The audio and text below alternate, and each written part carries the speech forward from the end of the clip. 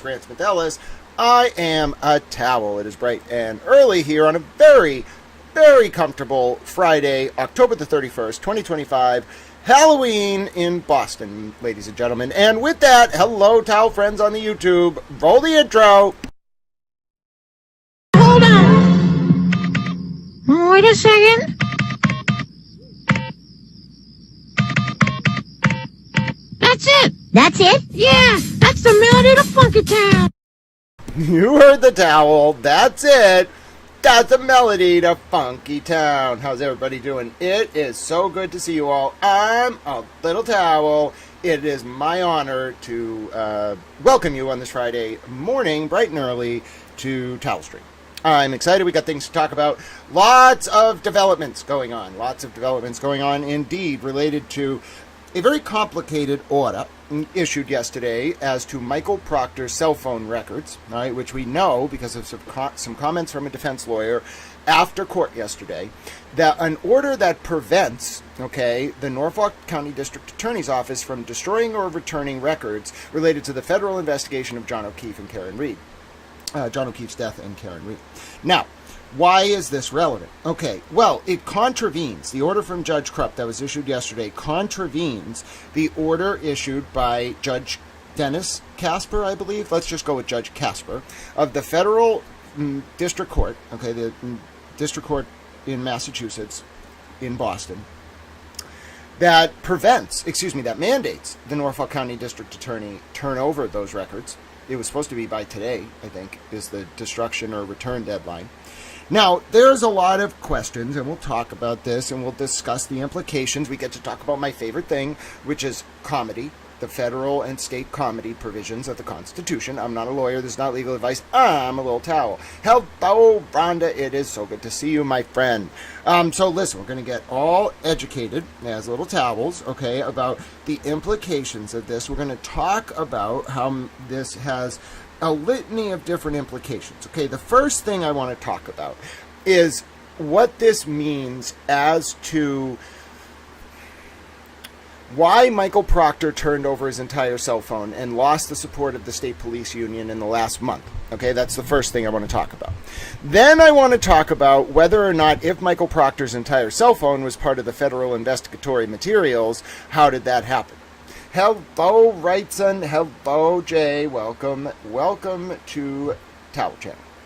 Wrightson, we are glad to have you, and you have a wrench. With that said, we're going to understand the implications of why not just the new Rule 14 in Massachusetts related to discovery obligations for prosecutors in criminal cases. We're also going to talk about why the younger abstention doctrine means that Judge Krupp was probably comfortable issuing this order, because there's a sort of inverted superintendency clause over state-level criminal trials that affords per se deference to the state-level criminal courts. Now, I am talking about this quite fluidly. We will learn about the younger abstention doctrine. I got a whole screenshot about it, so we can talk about it. All right. Now, why is that relevant? Well, because you might say, wow, Judge Krupp was willing to issue an order that contravenes Judge Casper's order, so the state court's issuing an order that this material has to be preserved, even though that runs contrary to the requirements of the federal order? How is that possible? The reason why is, although we think a lot of times of this supremacy clause in the Constitution regarding federal lawmaking, what folks don't think about is the weight of constitutional rights during a state-level criminal proceeding and the way those rights bear on the supremacy actually of the state court process to be insulated from federal interference. Now, how does that work here? Well, that means that the federal court order, if it intervened in a way that would be prejudicial to the rights of a state-level criminal defendant, is superseded by Judge Krupp's order. Now, you might be saying to yourself, oh, goodness, that sounds like quite a conundrum. What is the remedy here? You know what the remedy is? And they've already threatened to do it, and I know it's possible. The DOJ can move to intervene as a party in all of those criminal cases on the state level. We might actually see that today. We have to watch the docket very closely. The DOJ, and I'm not a lawyer, this is not legal advice, the DOJ has a procedural maneuver that they can use to usurp Judge Krupp's order. So if they really, really, really don't want these materials turned over, what they're going to do, I'm not saying this is going to happen, this is their procedural option. I know they've already threatened to do it. What they can do is they can move to remove the cases to federal court. Okay, there's a specific statutory provision. It's like 18 USC 2421 or something. I'm not saying that's the right statutory provision, but there's a stopgap. There's like a fallback provision if the feds really, really, really don't like Judge Krupp's order and they don't want the Norfolk DA to turn over their investigatory materials, or they feel that Judge Krupp's order undermines the federal process. What they'll do is they will go, it will happen today, in fact, I would imagine.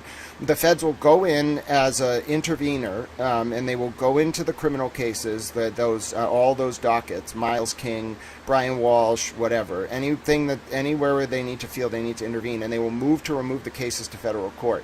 There's absolutely a federal statute on point about this. It's already been threatened across 2 administrations related to this very issue.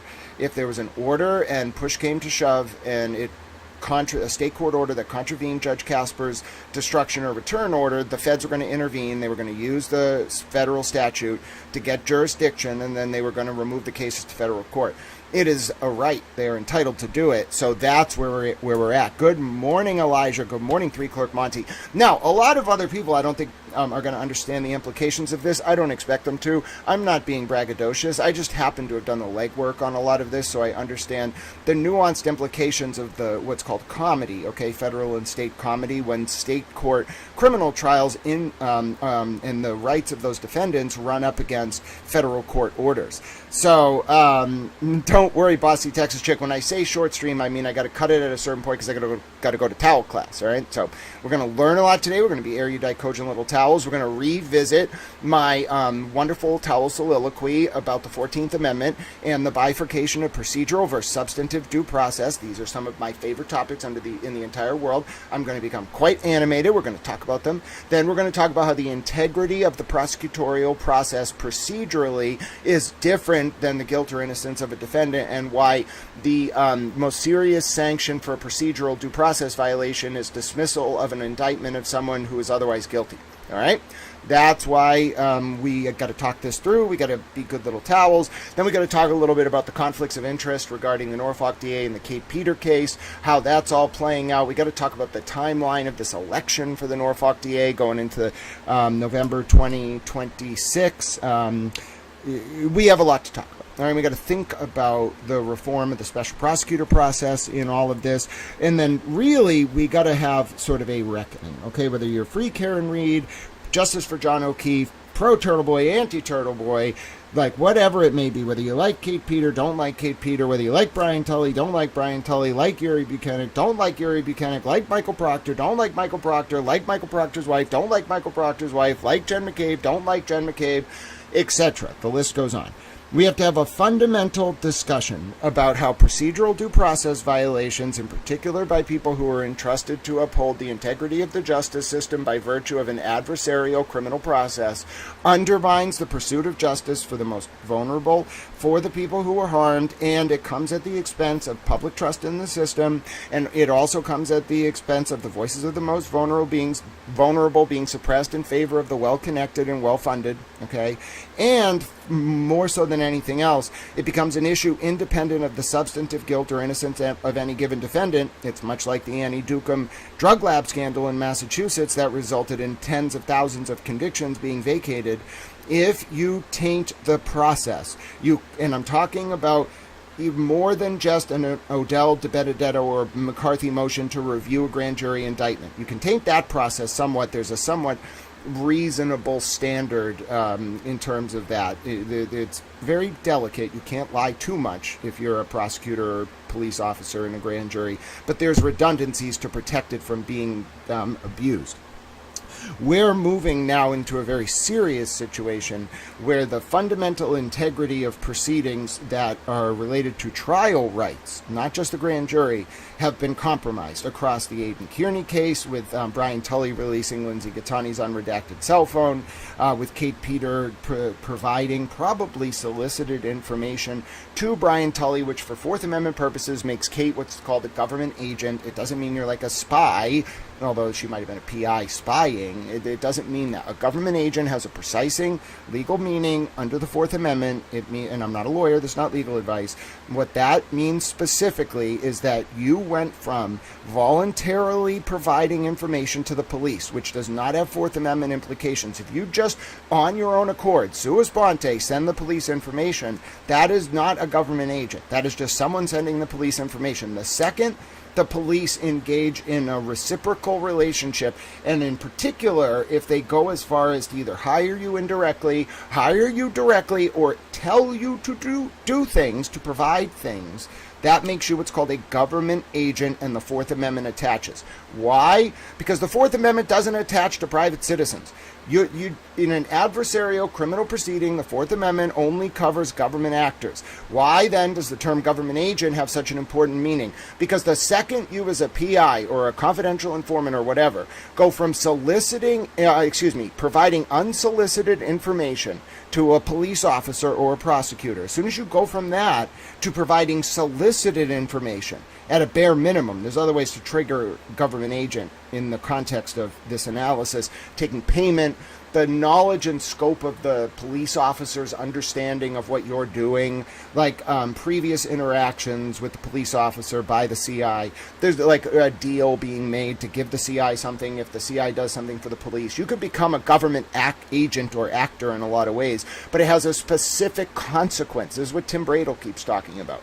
When you get labeled a government agent, the Fourth Amendment attaches. Rule 14 attaches, although that attaches because of a wide definitional scope related to the prosecution team for other reasons. My point is a government actor is 100% covered under the umbrella of Rule 14 scope of reciprocal or discovery obligations for the state. That has its own consequences. But what we really got to narrow in here on, okay, is procedural due process violations, why they're independent of substantive guilt or innocence, and why that means this whole situation with Karen Reed being investigated, with Turtle Boy being investigated by a conflicted DA who recused himself from the cases and then used Brian Tully and Kate Peter as middlemen, middlewomen, whatever it may be, in order to facilitate an ongoing investigation that was conflicted to its core. Whether the purpose was to get Aidan to flip on Karen, and that's why Kate's people all want people to support Aidan now instead of Karen, I don't know. That's political. But the point is, fundamentally, setting aside the substantive issues at play, there was a corruption across multiple cases of the procedural due process rights here of criminal defendants. Now, how does this play out? Well, it plays out in cases we know about, okay? There are implications for the Walsh case, the Miles King case, etc., etc., etc. There are implications for the ongoing Turtle Boy case, for the potential ongoing investigation of Karen Reed. All of these things are potentially impacted. But we also got to think about Sandra Birchmore, okay? That investigation of the young woman in Canton who was murdered at the hands of Matthew Farwell is clearly ongoing. There was a superseding indictment filed against Farwell, who's in federal prison, former Stoughton cop. Mind you, Stoughton is where Yuri Buchanan and John Fanning used to work. There might be one more trooper on that, Brian Tully's former unit, who worked directly for the Norfolk DA, that investigated Matthew Farwell. John Fanning was the one who wrote the report exonerating Farwell for responsibility for Sandra's death, despite the fact that an audit report of the Canton Police Department released in April 2025 confirmed Sandra died on February 1st, 2021, a Friday night around 9:23. And on February 4th in the morning, there was a wellness check done by the Canton Police because someone at Sandra's school said she didn't show up to work, which was abnormal. So they went to check, they found her dead. Monday, February 4th through Wednesday, February 6th, 2021, the Canton Police Department collected 4 substantial pieces of evidence during their preliminary investigation. 1, they confirmed with the building maintenance worker that Matthew Farwell was the man who was at Sandra Birchmore's apartment at 9:23 p.m. on security camera, and that he was the same man that moved Sandra into her apartment. 2, The Canton police found out that there was a long-standing abusive relationship dating back to when Sandra was a child involving Farwell and Sandra. Then the Canton police learned by going to Sandra's school that Matthew Farwell had gone around telling people that Sandra was pregnant, and that if Sandra didn't go through with the procedure to end the unborn child's life, Matthew Farwell would deal with the problem himself, quote unquote. 3. The Canton police confirmed that Matthew Farwell had indeed been in this long-standing abusive relationship with Sandra, and that there was communications between the two going back to when Sandra was a preteen candidate in the Police Explorers program, which makes it even worse. Okay, February 6th, Wednesday, 2021. All of this information gets turned over by the Canton Police to Brian Tully, who was the unit commander's Massachusetts State Police unit. On that unit, you have John Fanning, who was Brian Tully's partner for 20 years, who used to work in Stoughton with Matt Farwell. Then you have Yuri Buchanan, also used to work in Stoughton, where Matt Farwell worked. You also have Trooper Matt Duane, and then you have Nick Garino, who processes Sandra Birchmore's cell phone extraction and Lindsay Gattani's cell phone extraction, and then randomly gets hit by a drunk driver while on a detail near exit 132 eastbound on the Mass Pike in 2023, and now is basically like leaving the state police because he got injured that badly. I think they tried to take him out. All right, so you see this unit, okay? They're all working for Michael Morrissey. It's called the CPAC unit. They get the information from the Canton police on February 6th, everything I just said. Then they somehow exonerate Farwell. They say Sandra's death was the result of self-harm, somehow, some way, which leads, in my opinion, according to what I understand, Ken Berkowitz, the former chief, now deceased, may he rest in peace, of the Canton police, to go to the feds sometime before May of 2022 and say, what the hell happened here? My guys got this guy, Matt Farwell, and this MSP unit and these Stoughton cops, whatever, didn't get investigated properly. You think maybe that's what started up the May 2022 public corruption grand jury into Michael Morrissey? You think maybe that's why Michael Morrissey, Brian Tully, and these guys have been targets of the feds the entire time? Wasn't Karen Reed and John O'Keefe.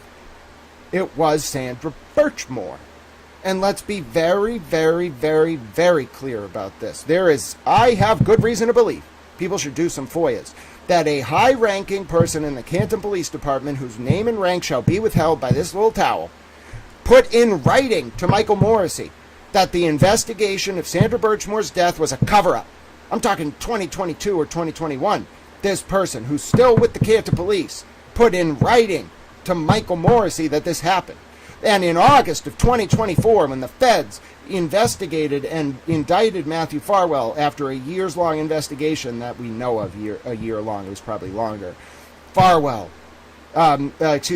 Tully and John Fanning were sent an email by Michael Morrissey saying, is this true, as to Farwell's indictment by the feds. And Brian Tully, in December of 2023, before he leaked Lindsay Gattani's unredacted phone extraction, was asking, under the color of law, under his official position as a state police officer, who the target of the federal investigation was.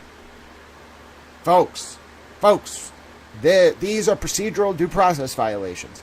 Through and through, every example, over and over and over. It was done to help Jen McCabe get a distraction, in my opinion, by getting Lindsay to be the target of public ire. It was done for the purposes of putting pressure on Aidan Kearney, with Lindsay as an unwitting honeypot so Aidan would flip on Karen. It was done for the purposes of insulating Tully's unit and the Norfolk DA from exposure as to what they had done in the Sandra Birchmore case, and God knows what else is on Michael Proctor's phone, because the public attention brought down on that unit by the Karen Reed and John O'Keefe case would inevitably lead to people who asked questions finding this information, and that's exactly what happened. I put it all together. I am a little towel. I will not let the vulnerable and non-politically connected be forsaken by a system, at least in Norfolk County, that seemed intent on putting the interests of certain people above the pursuit of justice. We will reform the special prosecutor process. We will center the voices of the unheard, as this story is committed to history's ever-drying pages and the ink thereupon. And it will be not just a forsaken Dickensian drama. This will be a Dickensian drama told in stone, authentically, with due regard for those who were the most harmed, such as to make sure it never happens again. That is the only remedy. The panacea to this kind of misconduct is institutional reform. And that's exactly what's going to happen. No trivia. I have a lot to say today. I'm so sorry we can't play trivia. We're going to talk about Kate Peter. We're going to talk about Brian Tully. We're going to talk about John Fanning. We're going to talk about Michael Proctor's cell phone. And there's nothing in the world that is going to prevent us from doing that, because it is time for a reckoning. The people who were more loyal to Michael Proctor and Jen McCabe and any of those family members and Brian Tully or Yuri or whatever than they were to the pursuit of justice, it's time for your moral reckoning. You will be forced, while the rest of us stand here and process this from a moral perspective, you will be the ones looking in the mirror and being forced to confront what you covered up. You know what they did. And a lot of you, for personal reasons, political reasons, self-interest, money, I don't care. We're just like, who cares? They're trying to get Karen Reed. Who cares? Oh, they offered money. Who cares? Oh, I'm in trouble. I guess, they can help me. Who cares? That's what you all did. Some of you, not you in the chat. That's why I'm frustrated, because this was pernicious, insidious, invidious, and it only was able to manifest itself in this group of troopers because a lot of us just were willing to say nothing. The only reason that bad things happen is because good people say nothing. And the only reason that anything positive has ever happened in the history of mankind is because a few good people said something.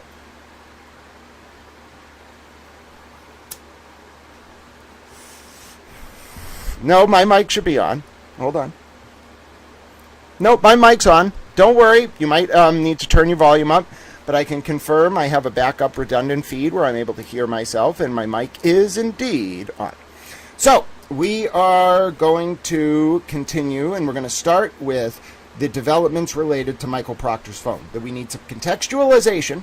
We got to understand what this means, and then we got to put it into perspective. So we're going to start with the clip from the court hearing yesterday where one of the lawyers for one of the defendants, it might have been Walsh, might have been another, I think Walsh's lawyer spoke at the first part of the hearing, then there was a second call later. Initially, and the reason why we're going to watch this first clip is Judge Krupp doesn't seem inclined to grant this. And then he grants it later in the day.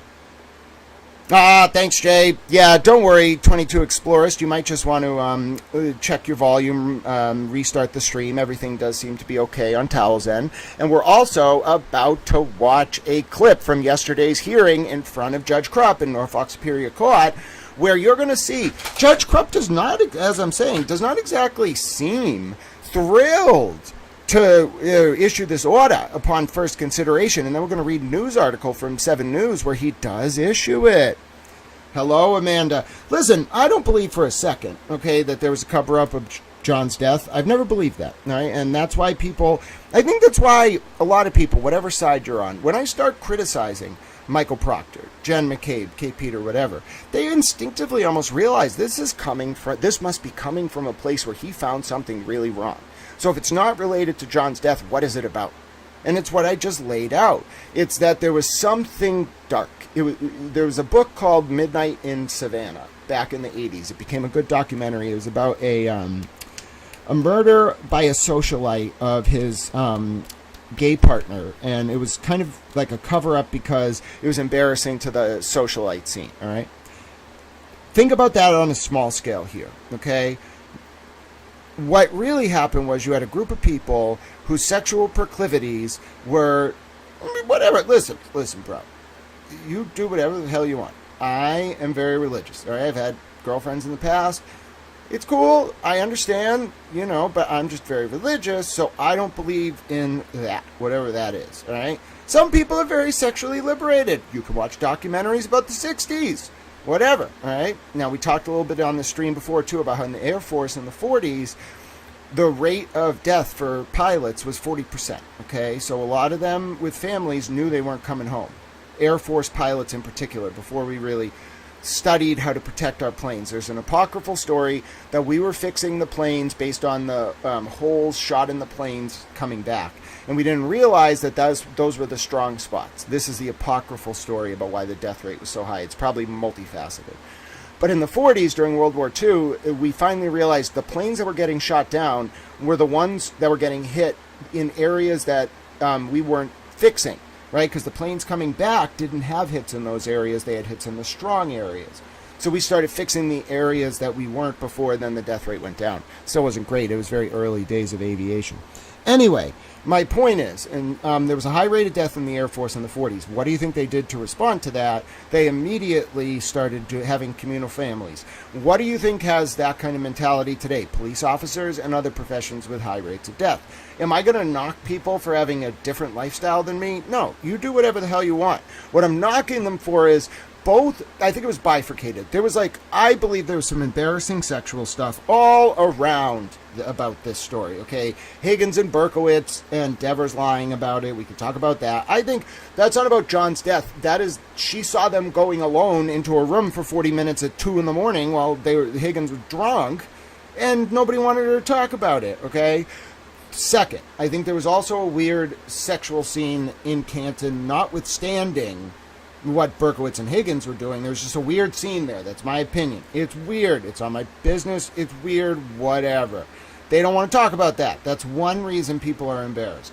And they acted weird. The other reason is because this unit, Proctor, Tully, Urey, whatever, they all had connections to Canton and Stoughton and all the whatever and all these people. And it wasn't just their personal connections. It was what their personal connections knew about the unit's past.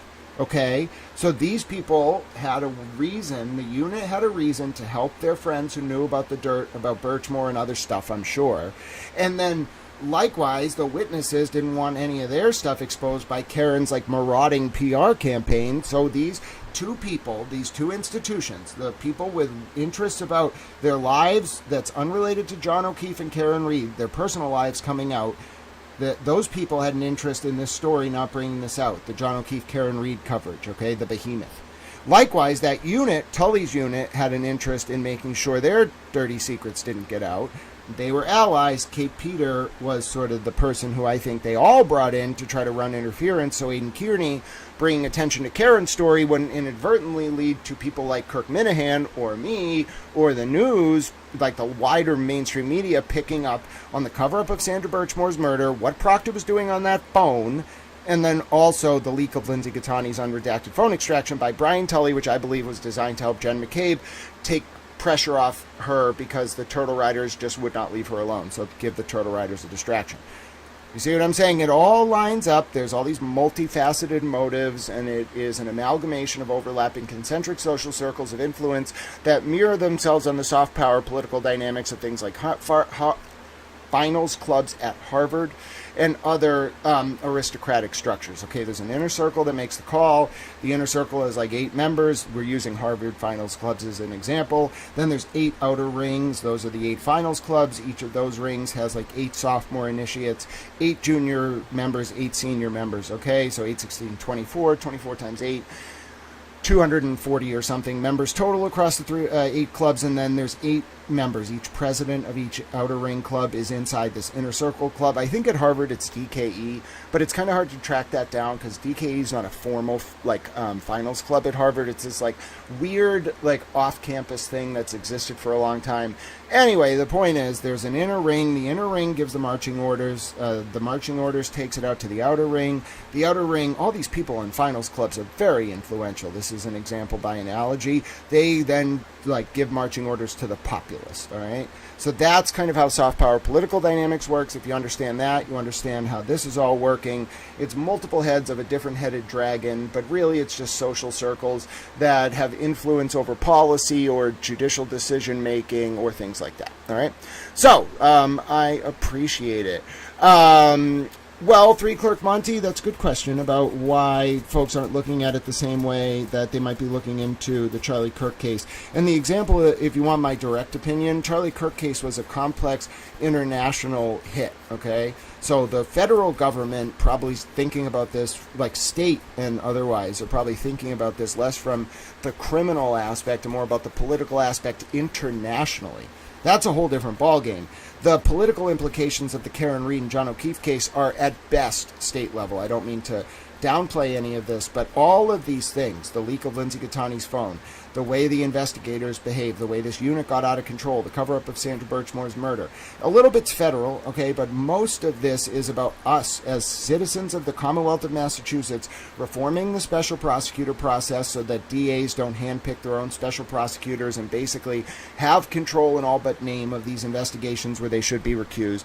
We got to reform a little bit how we think about the state police, okay? We got to think about whether there should be these CPAC-like units detailed to all the different DAs or whether we have more of a centralized bureau, okay?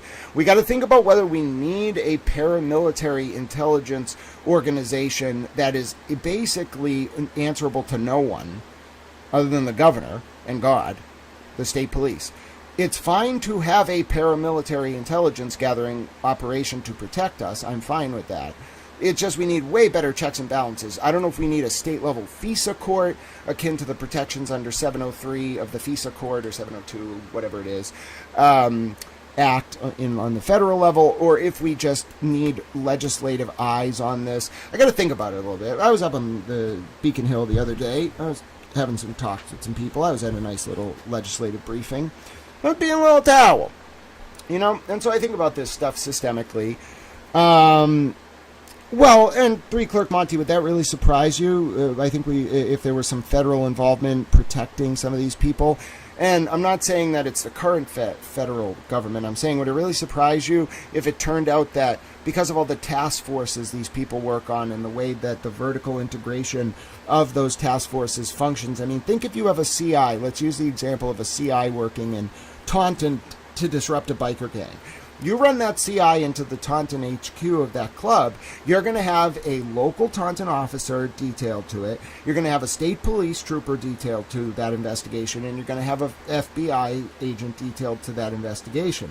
Because everything works like that if you're talking about that kind of investigation. There's regional task forces, especially after 9/11. Like, you can look at the Boston Regional Intelligence Center, the BRICS, or you can look at these integrated ATF, JTTF, otherwise task forces. I don't want to get too much into detail about this. I don't have to. It's public record, but I just don't want to talk about it.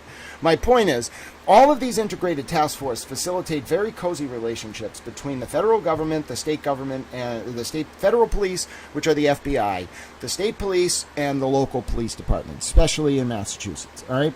There is no doubt in my mind that part of the reason why a lot of this stuff was covered up was because the relationships were just too cozy. All right? I'm sure certain rank-and-file feds knew Proctor and Tully's unit, and so, like, okay, get Farwell, but don't look into the cover-up. That could happen. Maybe under the Liberals in particular, Levy and Rollins, there was more wheeling and dealing. You've got to remember the political machinations, the political constellation at the origination of this probe. Rachel Rollins, before, right as she became U.S. Attorney, she started weaponizing that office to try to take out Kevin Hayden in the 2022 Suffolk District Attorney primary, which is, of course, relevant to our analysis here, because Rollins wanted her political ally and progressive vision to continue via Ricardo. Rollins wanted her political vision to continue via her progressive ally Ricardo Arroyo in that primary. Now, Arroyo was facing his own scandals in August of 2022 because the Globe was going to write about his former partner accusing him of very serious acts of DV, like intimate DV. So what happened was Rollins allegedly worked with a professor named Dan Medved to create a complaint into Kevin Hayden about the MBTA Transit Police. Now, ironically, the arrest and the sort of civil rights investigation about the MBTA Transit Police actually occurred when Rollins was DA. But the MBTA Transit Police were the only police union to support Rollins during one of her elections. She was mostly, like, hated by the police. So there might have been some jockeying there. The point is, Rollins and Medved create a pretextual complaint in the summer of 2022, leading up to the election in the primary in September, which I think was on September 6, 2022, whereupon Rollins and Medved start an investigation into Hayden so that Rollins can submit a request to D.C. to have herself recused so that she can leak the recusal letter as proof that Hayden is under investigation in an attempt to influence the primary. Well, this doesn't work because Josh Levy, who went on to be Rollins' successor as U.S. Attorney in Boston, along with Bill Abley, then and still head of the criminal division, and Dustin Chow, then head of the public corruption unit, he might still be there, and then one other unnamed person who was the executive officer of the office, the U.S. Attorney's office in Boston at the time, and also the press sort of secretary or communications director. I think I know who the person is. They're pretty intense. They've been there for like 20 years. All right, so anyway, those four people come together. They go to the Department of Justice, Office of the Inspector General, the DOJ OIG. Now, you can read about all of this in a May 2023 report released by the DOJ OIG about Rachel Rollins. Now, what you have to remember is that Rollins didn't succeed in influencing the primary between Hayden and Arroyo. For whatever reason, the Globe wouldn't run it, like the Globe wouldn't run the story about the recusal letter, and the Herald wouldn't run it either. Sean Philip Cotter, who was at the Herald at the time, tried to run this recusal letter that Rollins leaked right before the primary, but his editors, according to the DOJ OIG report, stopped him because it was political interference. They saw it, and if you're the Herald seeing that, you must have hit the Herald's pretty Republican. They must have calculated that Hayden was better for them than Arroyo. Hayden politically was better for Republicans than Arroyo, which is exactly what happened. Not everyone has a wrench, but you can have one. Why not? We are all mad here. I think you have a wonderful username. It's a honorary wrench, but there you go. All right, so now, thinking about Rollins using pretextual, non-existent federal investigations to influence public perception of a district attorney who she didn't like, who was a Democrat. Kevin Hayden was a Democrat, is a Democrat. Rollins didn't like Kevin Hayden because he wasn't progressive enough. Rollins is the type of person who wouldn't prosecute a number of low-level offenses, ladies and gentlemen, like 25. You want to talk about the broken window theory of prosecution? She had the antithesis of that. She had the don't prosecute things and let mass and cast turn into a freaking zombie zone. It may as well have been Skid Row down there. You can blame the closure of Castle Island bridge under former Mayor Walsh, and Rachel Rollins' decision to not prosecute anyone. I'm exaggerating. For the reason Boston declined. It wasn't just people blame Mayor Wu. Mayor Wu inherited the mess that was the closure of the Castle Island Bridge, where there used to be resources for the population experiencing homelessness. And then Rollins wasn't prosecuting anything. You should have read some of the articles when Rollins was DA in Suffolk County. That store there, the 7-Eleven or whatever, right near South Bay Correctional Facility, the owner was there like the franchisee. Listen, please prosecute these people. They're coming into my store. They are robbing me. And she just wouldn't do it. Rollins. So that's what I'm saying. Rollins wanted Arroyo to be her successor to justify her political legacy, which was no one ever did that again. No prosecutor anywhere had a list of crimes that they weren't going to prosecute. That was the stupidest political decision I've ever seen. That drove a lot of people away from the Liberal Party for good reason, the Democratic Party. That was absurd. There wasn't even a good reason to do that. She wanted to make a point about not policing, and it was not a good idea. So anyway, Rollins fails. Hayden wins the primary. Hayden wins the general, and he's Suffolk DA to this day. And what happened though was in December of 2022, December of 2022, after the probe of Sandra Birchmore's murder started in May, maybe April of 2022, I think because of Kenny Berkowitz, former chief Kenny Berkowitz going to the feds. Just my opinion. That probe starts May of 2022. I think Alan Jackson catches wind of it in August of 2022, the Birchmore cover-up probe.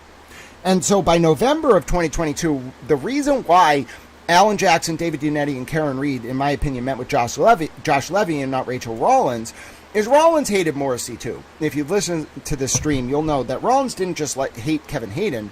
Rollins had a long-standing political beef with the Norfolk DA, Michael Morrissey, which compounds all of the political intricacies of this, okay? Now, that beef was bifurcated. There were two reasons they didn't like each other. One, when Rollins tried to do this this list of 25 offenses that she wasn't going to prosecute, she got called out by other DAs, and they did not like it, and she hit back at them in the press. Second, Rawlins, back in 2019, when she was Suffolk DA, was the first person to file a brief in a criminal case arguing that a murderer under the age of 25 should not be eligible for a life sentence because their brain is not fully developed. That led to 5 of the other 9 DAs, including Michael Morrissey, 4 or 5 of them, filing an amicus brief. And this was actually 2021, and that's important for a reason. I'll get to that in a second. Morrissey files an amicus brief with a few other DAs opposing Rawlins trying to do that, okay, trying to get life terms in prison off the table for murder defendants between 18 and 25. Now, notwithstanding the fact that in 2024 the SJC eventually vindicated Rawlins, and that's now the law in Massachusetts, you can't do a mandatory life term for someone under 25, that's not relevant to the intervention, all right? Morrissey intervenes as a amicus, okay? Becomes a party to this case. When Rawlins becomes U.S. Attorney in January of 2022, she signs an ethics agreement prohibiting her from being involved in any matters involving the Suffolk DA or any matters involving parties to cases when she was the Suffolk DA, okay? For 1 year. Now you understand why Josh Levy, as Rachel Rawlins is interviewing with the DOJ OIG in November of 2022 and about to be kicked out of office for interfering in the Suffolk DA primary between Arroyo and Hayden, Rawlins got to make sure Morrissey gets his. She's got, in my opinion, turned this investigation of Birchmore's cover-up and whatever else Proctor and Tully's unit was doing to someone she can trust. Now, Levy took her out, but Levy was very liberal. He's suing President Trump right now. He is no fan of police, in my opinion. He was like Rawlins. He was her first assistant, all right? So Levy meets with Karen, Reed, David Yannetti, Alan Jackson in November of 2022. Rawlins is on her way out. She actually gets referred for criminal charges. I'm kind of wondering, I should write a letter to one of these new U.S. attorneys investigating the weaponization of the Justice Department. Rawlins got referred in January of 2023 for criminal charges, federal prosecution for lying to the DOJ OIG in a December 2022 interview about whether she leaked information about her own recusal to Sean Philip Cotter of the Herald. And then Biden's DOJ in January of 2023, who appointed Rawlins to the position, quietly swept the charges under the rug and wouldn't accept the criminal referral from their own DOJ OIG, who is more independent than the DOJ. All right? Now, one more interesting thing. Why did Rachel Rawlins initially get caught up in a DOJ OIG investigation? Oh, folks, Rachel Rawlins went to Andover in an official government vehicle with a staff member driving her for a private fundraiser with First Lady Dr. Jill Biden in violation of the Hatch Act. All right? The Hatch Act is a federal law prohibiting political electioneering by elected officials. All right? In that, especially on their official time. Only the president is exempt. Anyway, so Congress might be exempt too. It's executive branch officials who are subject to it. Anyway, so the point is, why did Rachel Rawlins get so close to the Biden administration? Have you ever looked at the 2020 Senate primary in Massachusetts between Joe Kennedy Jr. and Ed Markey? Ed Markey's the junior senator in Massachusetts, but he's old. All right, he's like 70 or 80. Ed Markey's a very close ally of the Biden White House in 2020, and he's facing a primary challenge from a young up-and-comer, no-namer named, Joe Kennedy the Third or something. JFK's grandson, I believe. All right, redheaded guy. Now, Joe Kennedy the Third, Junior the Third, was at the time the representative in Congress for the Massachusetts 4th District. Okay. JFK, when he ran for president, went from the old 10th district with his headquarters for his campaign down in Oak Square in Brighton near BC. JFK went from the old 10th to the Senate to the presidency very quickly. JFK Jr. the Third, or Joe Kennedy Jr. the Third, was about to do the same thing. He was about to go into Senator JFK's old seat, by the way. And so it's very important for the Biden White House to make sure Ed Markey won that race. And guess who helped him? Rachel Rawlins. And guess, just serendipitously enough, who Rachel Rawlins called in 2022? Well, Rachel Rawlins wanted a Republican spoiler candidate named Rayla Campbell to go to Joe Kennedy Jr. events to help Ed Markey. All right? Who did she send? to talk to Rayla Campbell? None other than Aiden Turtle Boy Kearney.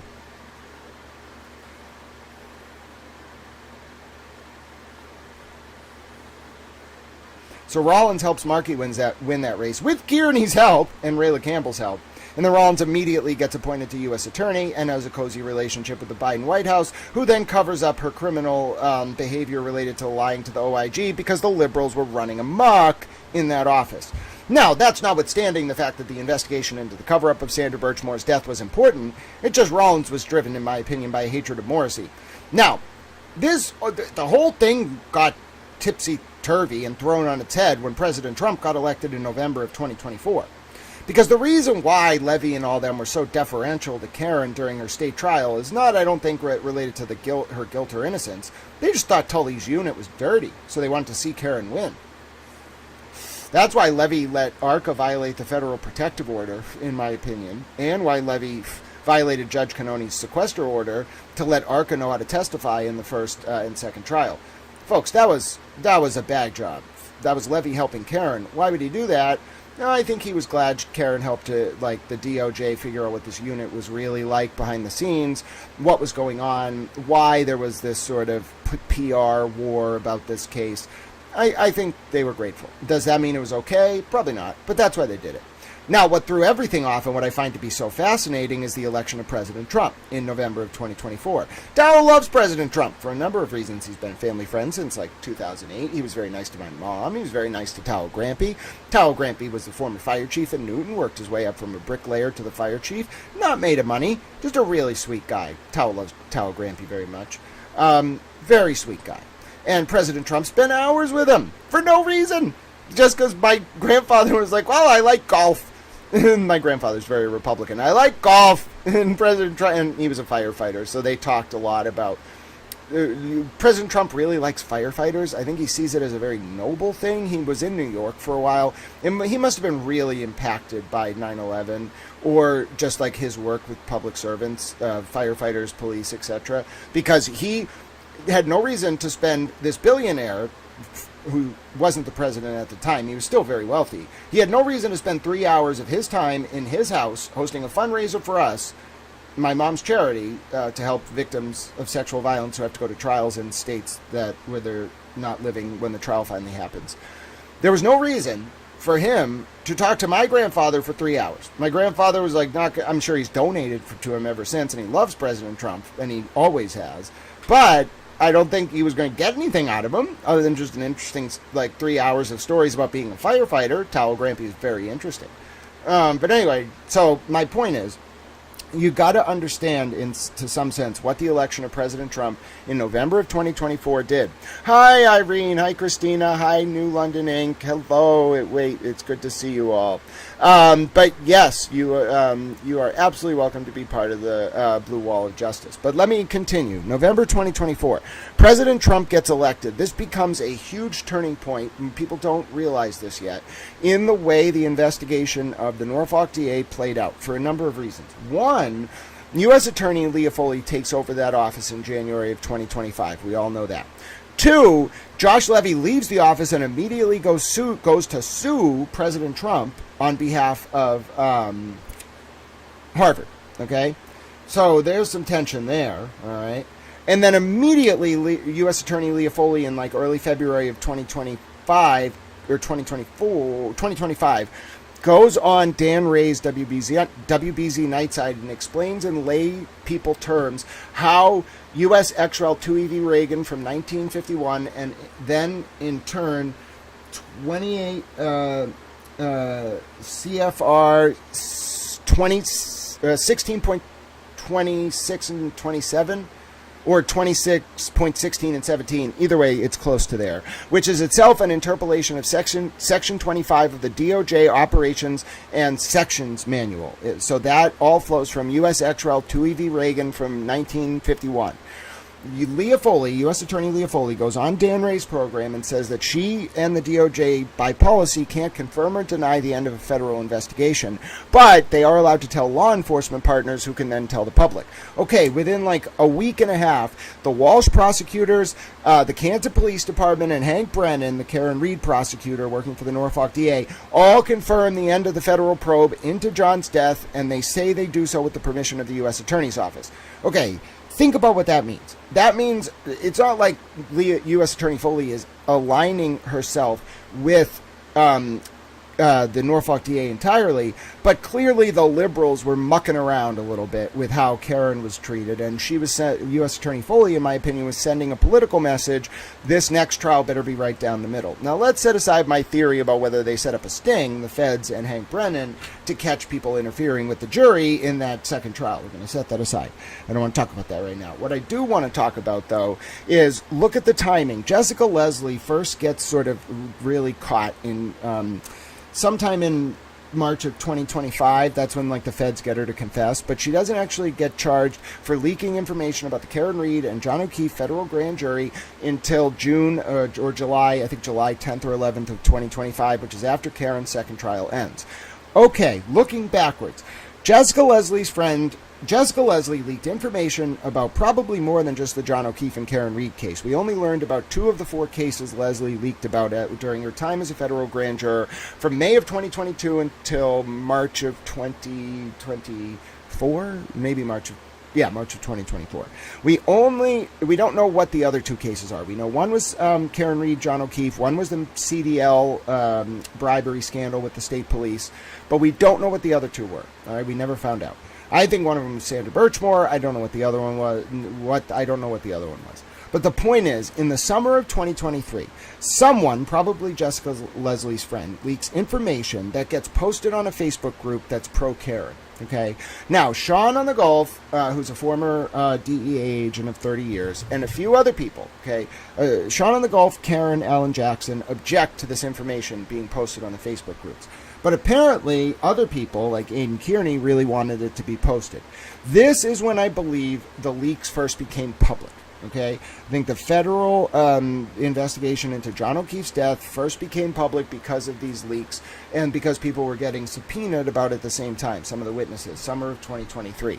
But I think those leaks, okay, implicate more than Jessica Leslie and her friend. I think Rachel Rollins, Josh Levy, whatever, they wanted some of this stuff out there to smear the Norfolk DA because, as U.S. Attorney Leah Foley said in February of 2025 on Dan Ray's program, WBZ Nightside, I think she said this, the reason why the policy exists to not confirm or deny, and I don't know if she said it or if it's in some like DOJ report I read from Rachel Rollins being thrown out of office, but the point is, forced out of office. The point is, DOJ doesn't do this because once you say anything about an investigation, it just gives the impression someone's being federally investigated. That's bad. And so they don't confirm or deny anything because they aren't even supposed to not confirm the end of an investigation unless there's extraordinary circumstances. That you never, ever leak that there might be an investigation or whatever. That is like the biggest violation of DOJ policy. So I think U.S. Attorney Leah Foley didn't like the leaks. I think she was okay with the investigation of this unit. She didn't like the leaks. The leaks manipulated DOJ process. She got upset about it. That's why I think we saw Jessica Leslie charged. That's why I think there's a different dynamic. But don't think for 1 second that just because U.S. Attorney Foley, in my opinion, didn't like the leaks and the weaponization of the DOJ by the liberals, Rachel Rollins, Josh Levy, and whatever, to get Michael Morrissey, I don't think that means U.S. Attorney Foley is overlooking what Tully's unit did and the cover-up of Sandra Birchmore's murder and whatever other stuff is on Proctor's phone. I think they're 2 separate things. That's why I think we saw the federal grand jury bring a new superseding indictment against Matthew Farwell in the last week, because specifically this is ongoing. We don't even know who the father of Sandra Birchmore's unborn child was. Matthew Farwell was lied to as to who the father of that child was. He thought he was the father. He wasn't. Who are we going to find out was the father? Was Sandra Birchmore working in a brothel that police were running in Stoughton or Canton or in that area? Was she not just a teacher's aide? Had they been doing this? Were they recruiting girls into this brothel? Were they all sleeping with these girls? Did they lie? Did the other police lie to Matt Farwell and say, hey, you're the father? because they knew one of them was the father and they wanted him to do the hit? Was that person on the state police unit that investigated Matt Farwell? Did that state police unit think they would never, ever, ever, ever, ever, ever, ever have anyone review their work? I don't know. You see where we're going with this, though? You see why Proctor's cell phone could have such monumental implications. Firstly, we already know some of the stuff on there. Intimate pictures of participants not in a text chain. The name of an SA victim, which is not allowed to be promulgated. Racist slurs. Folks, what if they talked about Sandra Birchmore? What if they talked about Lindsay before Tully leaked that phone? What if they were everything that the Free Karen Reid movement thought they were, based on the way Proctor was texting about Karen's nudes and using slurs about Karen? What if they really were that? Not that they covered up John's death. What if they were just misogynistic troopers who liked sexual voyeurism and were willing to do very bad things to make sure their reputation stayed clean? That puts it all together. Absolutely, and we're going to get the records. Hi, Nancy. It's so good to see you. All right. We're going to get them. Speaking of the records, let's watch the 7-minute clip from court yesterday. That'll set us off on our target. We're going to talk for at least an hour or two today about due process and procedural due process and why the analysis of that is notwithstanding the guilt or innocence of a given defendant. But where we're going to start... All right, 1 second. We're going to start with this video, because I'm a little towel. And this video is going to explain what Judge Krupp was going to rule on yesterday. Now, you're going to hear Judge Krupp be like, I'm not going to rule on this without more. We're going to read the article from Channel 7, or WHDH. He did rule in their favor eventually. And we're going to talk about the implications. We're going to talk about the Younger Abstention Doctrine and federal comedy with state-level criminal prosecutions. I'm an excitable little towel. Let's do it. And basically what it's saying, Judge, is what I've been trying to say for the last few weeks, is that if you allow the destruction of these documents that we have never been able to review in their entirety, we lose the opportunity to ever review them, and it certainly would prejudice the defendant, my client, in the event of an adverse verdict, for there to be an appellate record to review with regards to what's ever contained in those documents. And without breaching the protective order, I can only say that having reviewed what was provided now, pursuant to the protective order, I completely agree with the Commonwealth that what they produced was favorable to the defense, and it gives me reason to believe that other documents that are contained in what's called the federal documents may very well contain favorable evidence if it was reviewed by a defense counsel that's familiar with the facts and circumstances of his case. And that's what we're doing here. And so for the reasons I state briefly in the motion, that the Declaration of Rights has often been ruled to provide more protections in the context of defendants' rights in Massachusetts, I would ask on behalf of the Declaration of Rights and on behalf of Mr. Walsh that the court order that the Commonwealth maintain a copy of all the documents they have, notwithstanding the order of His Honor Judge Casper. All right, so does everyone understand why that's such a big deal? We're talking about a destruction of return deadline that was today. All right, this argument was from yesterday. The Norfolk DA has federal materials, which we are going to come to find out, involve Michael Proctor's phone. So I was right that the feds had his phone the whole time. They didn't get it from him. They either cloned it. Listen. Folks have talked to me before about how it's possible for the federal government, without someone knowing, to get an entire copy of someone's phone.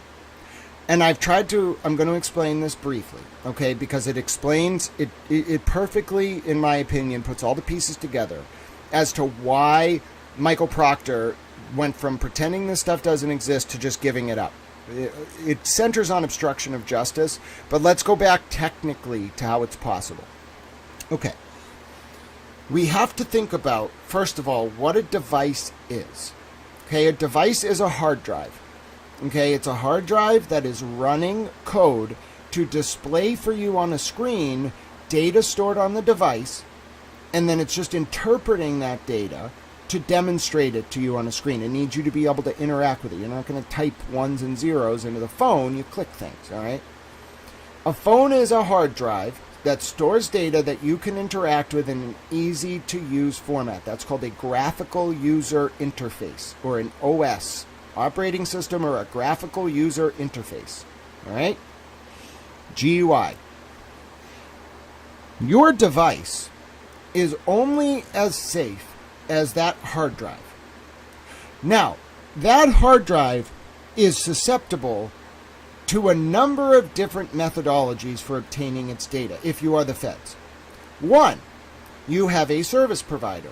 The feds, without you knowing, can get everything the service provider has. That is called a third-party record. Okay, in a criminal prosecution, the subpoenas, they can get that, okay? And they'll comply if it's a criminal case, usually. That's my opinion. That's not good enough, though. You really want that phone? There are a few other things you can do. One is out of the question. They did not use Data Upstream or Project Echelon to... All right, when a device connects to the internet, okay, at any time, it's like connecting on an on-ramp to the highway. Okay, the internet's a highway, superhighway.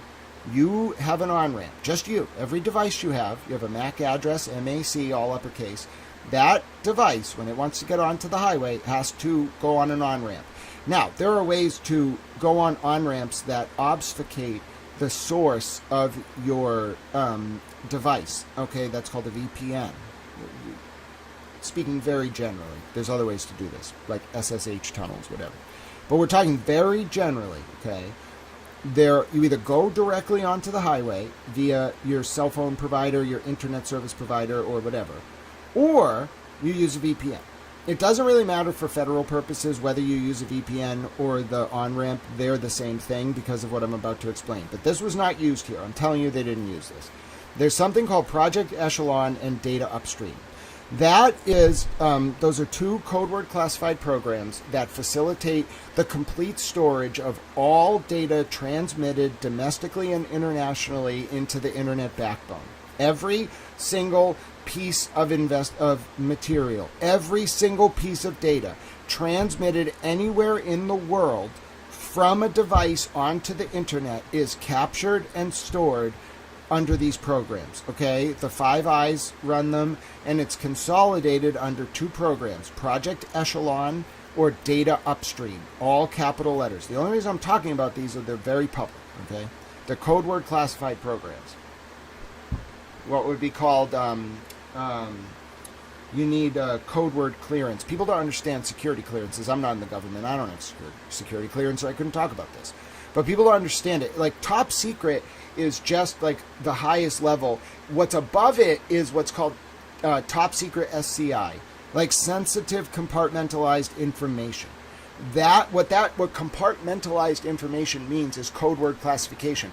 You need to be read in. You need to have the code word to even talk about these programs. That's the theory. It doesn't work that way, but that's the idea. So they did not use the FISA court for this because unless Michael Proctor was talking to like someone who doesn't live in the United States, which I highly doubt, you can't do that. You really can't. It's not okay. They'll never get it approved. There's a court. It just would never fly. The only way they could do that for a U.S. citizen is if you're like subject to like a foreign agent registration violation investigation or you're a spy, and he's not either of those in my opinion. That's not this, so rule out that. There's another method though, and a lot of people think of this. It blows my mind. They think of the technology that the government has as like on par with commercial technology. It's not. They're like 45 years ahead of us, I promise you. If you've never heard of phone cloning, all right. A lot of people think you need like a tethered USB or like a close proximity connection to clone a phone. You don't. You don't. Do you know what a stingray is? The spoof SIM tower to get IEMI information? Okay. The feds, I'm not going to say exactly what they have because I don't know. But imagine a box. It's no bigger. It's this big. Okay? It's as big as a credit card. It's just a box. Maybe like 2 inches thick, 4 inches this way, 2 inches this way. Okay? Just to understand what we're talking about. It's handheld. Could fit in your pocket. Put a Raspberry Pi in that device. You put a server in that device. So you run the Raspberry Pi to a motherboard that runs a server. I'm not going to say too much more about the technical nature of anything for a lot of reasons. I don't want people doing this. But there are some redacted steps you do. And then you absolutely, and I know a lot of people aren't going to be technically proficient and they're going to be frustrated. I won't explain it. I'm not going to do it. Sorry. I'm not. It's not appropriate. People shouldn't know about it. It's very dangerous technology. The point is, proximity is enough. And I'm not talking standing next to the person, although that would be ideal for data transfer. Proximity is enough. Okay? With the right federal permission, with the right tools, with the right technology, with the right surveillance, you can just walk up to a target, be in their proximity, and again, these are not tools commercially available. You could not build them if you wanted to. You should not build them.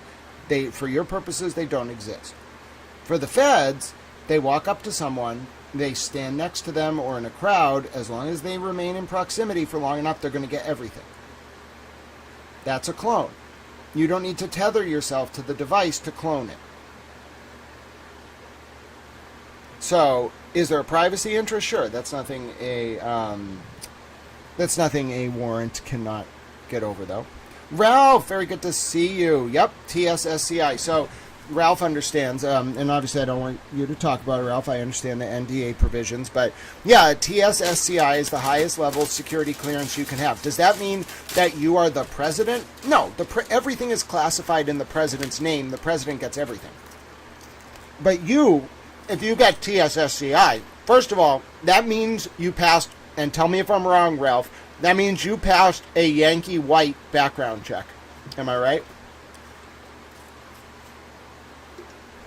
And if you've never heard of a Yankee White background check, let me just tell you right now, there's nothing like it in the entire world. You hear about this stuff in films. A Yankee White, they don't call it that because that's the actual name. You hear about this, but to actually experience it, dude, they are going to go find your like high school football coach and be like, so, like when you told him the plays, would he ever, like, relay it to the other team? Did he get sloppy with the information you told him? Was he trustworthy? Like 40 years, they will go back. So, that's probably the most intense form of screening. But I just want to explain to people the level of technology that the federal government has. And what we're going to hear from Rosemarie Capiccio, who's one of the lawyers for some of the defendants who were investigated by Proctor, is that the phone is in the federal materials. Which means I was right. I'm not tooting my own horn. I'm just telling you my analysis was right. That the reason Proctor gave up the phone is he came to find out that he couldn't hide it because they already had it. Now, this is what they did to Jen McCabe. The feds cloned, or however they got Jen McCabe's whole phone. Then they waited to see what Jen McCabe would turn over to the Norfolk DA in the context of the criminal prosecution of Karen Reed to see if Jen McCabe was hiding evidence. That's what they're doing. They're gonna bang Proctor on obstruction. You know, Proctor's lawyer left him. The lawyer representing him regarding this phone extraction, that guy left, and Betterow, in his court filing, said it was because Proctor caused the attorney to lie to the court. Proctor said he didn't have any of these 12 years of records, and then he got a new phone, and it had auto-delete. He caused his lawyer to lie to the court, and the lawyer withdrew from his team. I'm telling you, they set him up. Not a setup. It was a bait. It was a bump. They wanted to see if Proctor would lie to the court about these other defendants, about what material was on his phone, because they already had Proctor's phone. I'm telling you, I'm right about this. So all they were really doing was baiting him to lie to the court. He lied to the court. They moved on him. He's going to get indicted. I'm pretty sure. For obstruction. It's blatant obstruction. I'm sorry. You cannot cause... It's one thing if a lawyer gets you on the stand and suborns the perjury by making you lie or misleading you or asking you something where, like, you don't understand the question. The lawyer wants you to lie. You don't understand the question, so you say the answer, but the lawyer caused you to lie. And that's different because you have to intentionally lie. This is the worst case scenario. The reason you don't ever lie to your lawyer is if the lawyer lies on your behalf to the court because you made a material representation. You think the lawyer's going to go down for that when the lawyer had no part in it? No. The lawyer's going to be like, my client lied to me. I made a good faith representation to this court and to the prosecutor and whatever, and the defense attorney based on what my client said. That's obstruction of justice. He might not have been under oath because Proctor wasn't in court, like sworn and being deposed, or whatever, not, what's it called when you're in a pretrial process, sworn and being subject to examination. That would actually be less serious in some sense.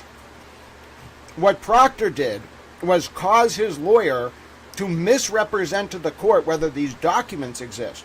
And that's obstruction of justice. That is a state and federal offense. So he might get banged on that. It's not the most serious thing, unless he covered up Birchmore's murder, and it's also on the phone. My brain is saying we're going to see sprawling indictments of this unit. Maybe some civilians connected to them, like Kate, Peter, or Jen McCabe. I think they kind of got caught up in it because they were doing the dirty work of this unit a little bit. But I think the people who are really going to get indicted are the people who are doing stuff like this. But even Proctor committing obstruction of justice, if that's what happened, and we have a pretty good factual record indicating that's what happened. It's not the most serious thing that's going on. And there's something going on. I can feel it. Like, they're going to bang these people. That means charge them. I just don't know with what. Like, I can't. I think this is, we'll keep listening to this, but I think this is my best interpretation, because I know a lot of you are trying to figure out what is going on. Why would the feds do a superseding indictment for Sandra Birchmore's unborn child when they're about to take Farwell to trial? Well, because you're not going to get any of the people who covered that murder up on the murder. You have to get them as conspirators. I think they're building a case against the conspirators. Because then Farwell can plea he doesn't want the death penalty, probably, whatever he gets for cooperating. He takes the plea. He gets charged and pleads guilty to the murder of Sandra and the murder of her unborn child. Every person you bang on the cover-up is going down for 2 charges of conspiracy. Conspiracy to murder Sandra and conspiracy to murder the unborn child. That's why I think they did it. They're about to bang some people up. I don't think these guys can go anywhere either. I really sense it's John Fanning. That's what my gut, the rumor mill, it's screaming that it's John Fanning. Like, they have him in a position where he can't go anywhere. Like, he's not going to run. He has to go to work every day. He's the only one from that unit who's left at the Norfolk DA. I think it's John Fanning. I'm pretty sure John Fanning might have written the report covering up something he was involved with. And if you think about it, they would make him do it. You're going to put everything on the line? Fine, you do it.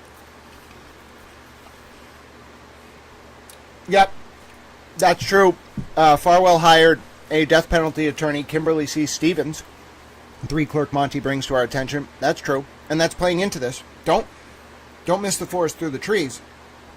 All of this centers around probably the most serious cover-up we can imagine in this state. I think this might be worse than what Whitey Bulger did. I know it sounds weird, but like, he didn't kill pregnant women. As far as I know, please correct me if I'm wrong. Please correct me if I'm wrong, because there's a lot of death that happened around the Irish gang wars and the Italian-Irish gang wars and all of that. I don't want to be wrong about this. I cannot tell you definitively I know every single victim of that crew, and I don't want to. It's a very sad story.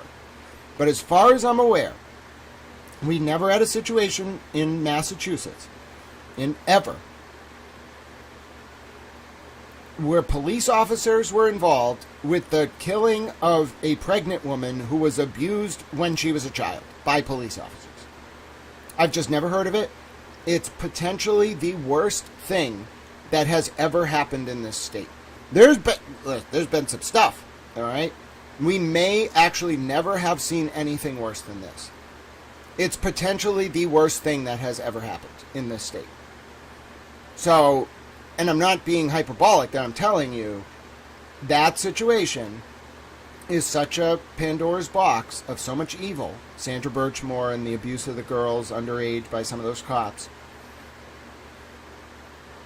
I think, in some sense, it all traces back to the fact that these cops were everywhere. They branched out, and they were a very powerful force. All right, that means the indictments are going to be sprawling. That's the only thing I can understand from this. That Farwell gives up the people, maybe Farwell was lied to about whether he was the father. Farwell has to give up the people who told him that. It wasn't just Sandra. He was probably being told that by his cop buddies, who were also abusing young girls. He's got to give them up. And then if they indict this unit for that, do you know how much is going to come out? Because it wasn't just Birchmore. Look what they did to Lindsay's phone. The unredacted extraction that Tully leaked. Look at how they worked with Kate Peter. Look at the deep connection they were trying to hide between Tully and Jen McCabe. There's something to this, okay? If they indict these people, that might actually fix this, because the system would be so... And that's maybe what the DOJ is doing. They may want to see some state-level reform and the special prosecutor statute fixed, but I think what the DOJ is about to do is, and it works, because a lot of these people were liberals, so the DOJ wants to make a point that this one-party state let these liberal commies run amok. I'm not saying they're all commies. That's the narrative they want, which is fine, because a lot of them are liberal commies. I'm not saying anyone involved in this. I'm just saying the state is a one-party state. It may as well be a communist state. It's not communist. I'm kidding. Cambridge is communist, but the state isn't communist. It's just very liberal. So I think they want to make a point, the new DOJ. If you indict these people for this unit, everyone involved, if you get them, you didn't just make a point, you saved the Commonwealth, you saved vulnerable women. Do you know how many people are scared of this unit? I think Nick Garino's scared of this unit. Nick Garino was the trooper who processed Sandra's phone extraction and the trooper who helped Tully with Lindsay's phone extraction. Brat. They got to get these guys, all right? That's why it's not a free Karen Reed thing or an anti-Karen Reed thing. It's not a pro-Turtle Boy thing or an anti-Turtle Boy thing. It's this unit was dangerous. They are dangerous.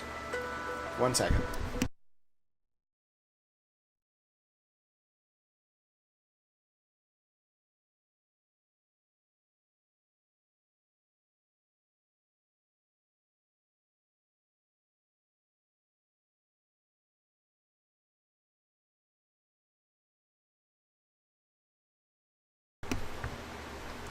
Hello, I'm Mattel.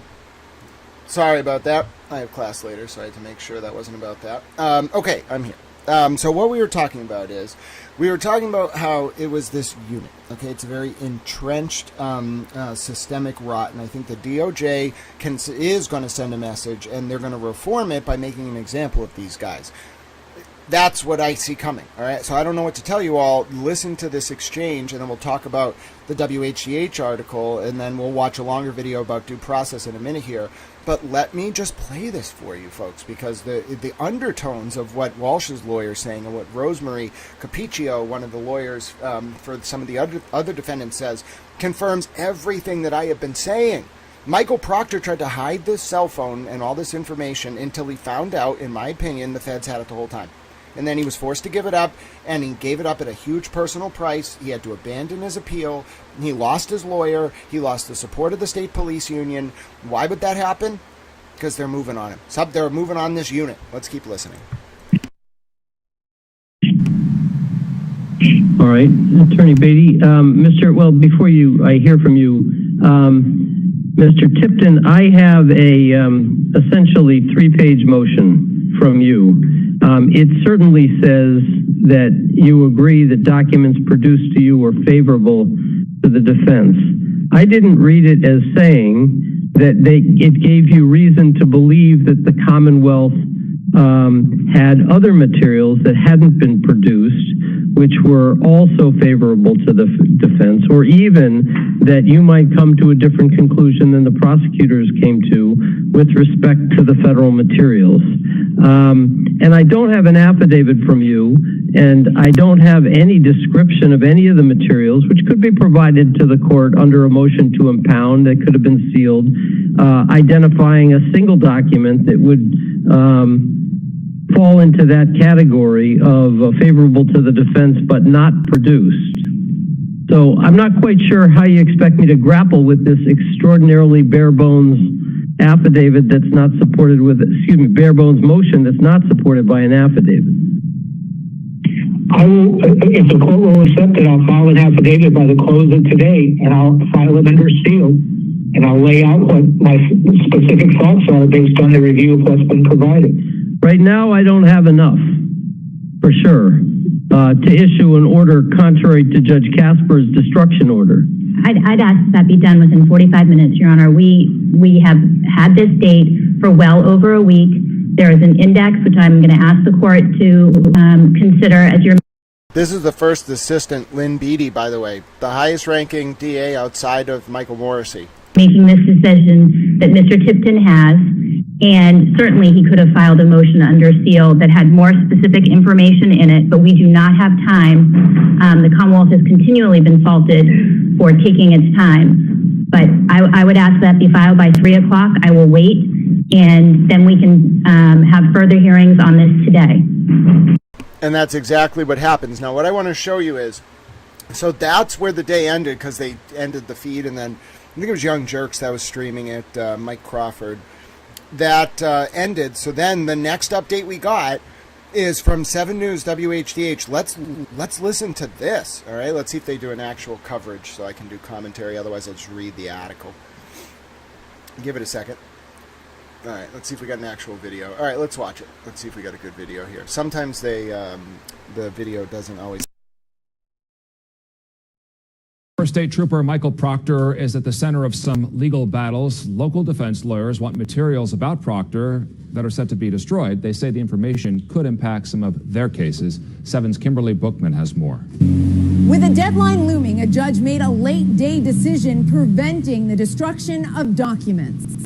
Defense attorneys across Norfolk County had less than 24 hours to get their hands on documents related to how former Massachusetts State Trooper Michael Proctor investigated the Karen Reed case. It would be helpful to our case because it shows us the manner and the means in which some of the investigation in the Karen Reed case was done. And that's helpful to us because we can compare and contrast that to the way the investigations were done in our case.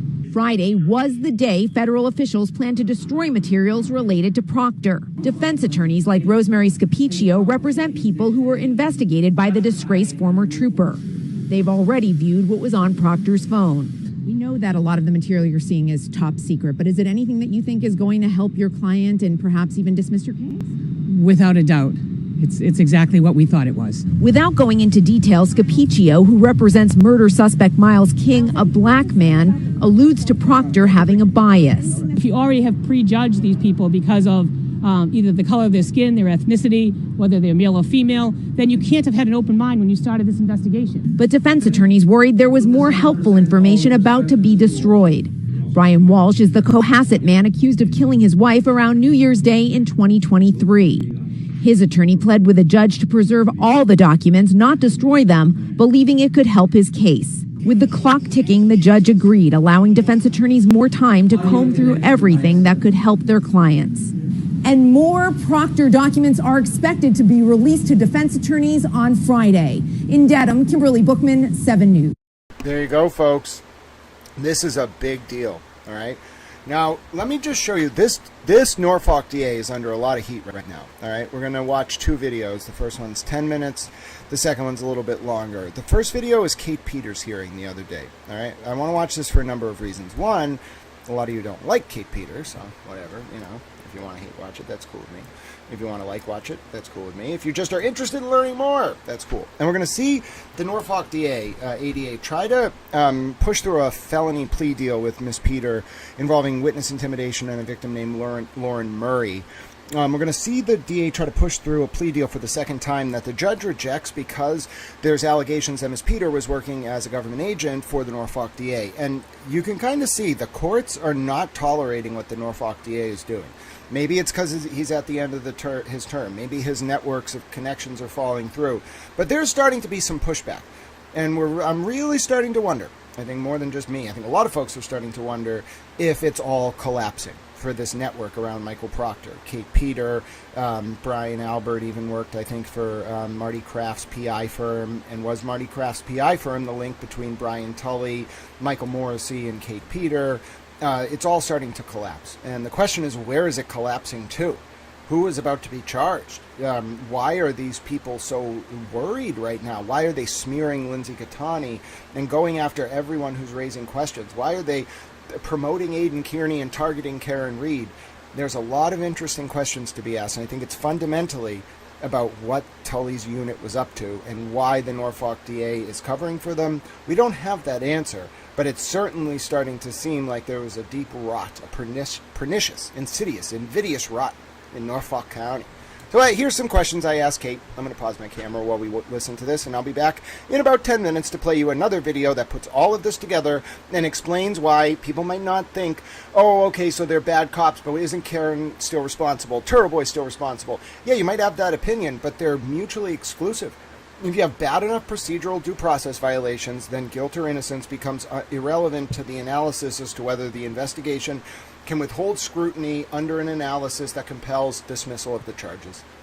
It sucks. And we're going to see as a precursor to this what happens when a DA tries to dismiss charges for someone they're working with in another case. The courts don't like that either. Kate, who do you think's seen more weed in their life, me or Leah Genduso? I got racks personally.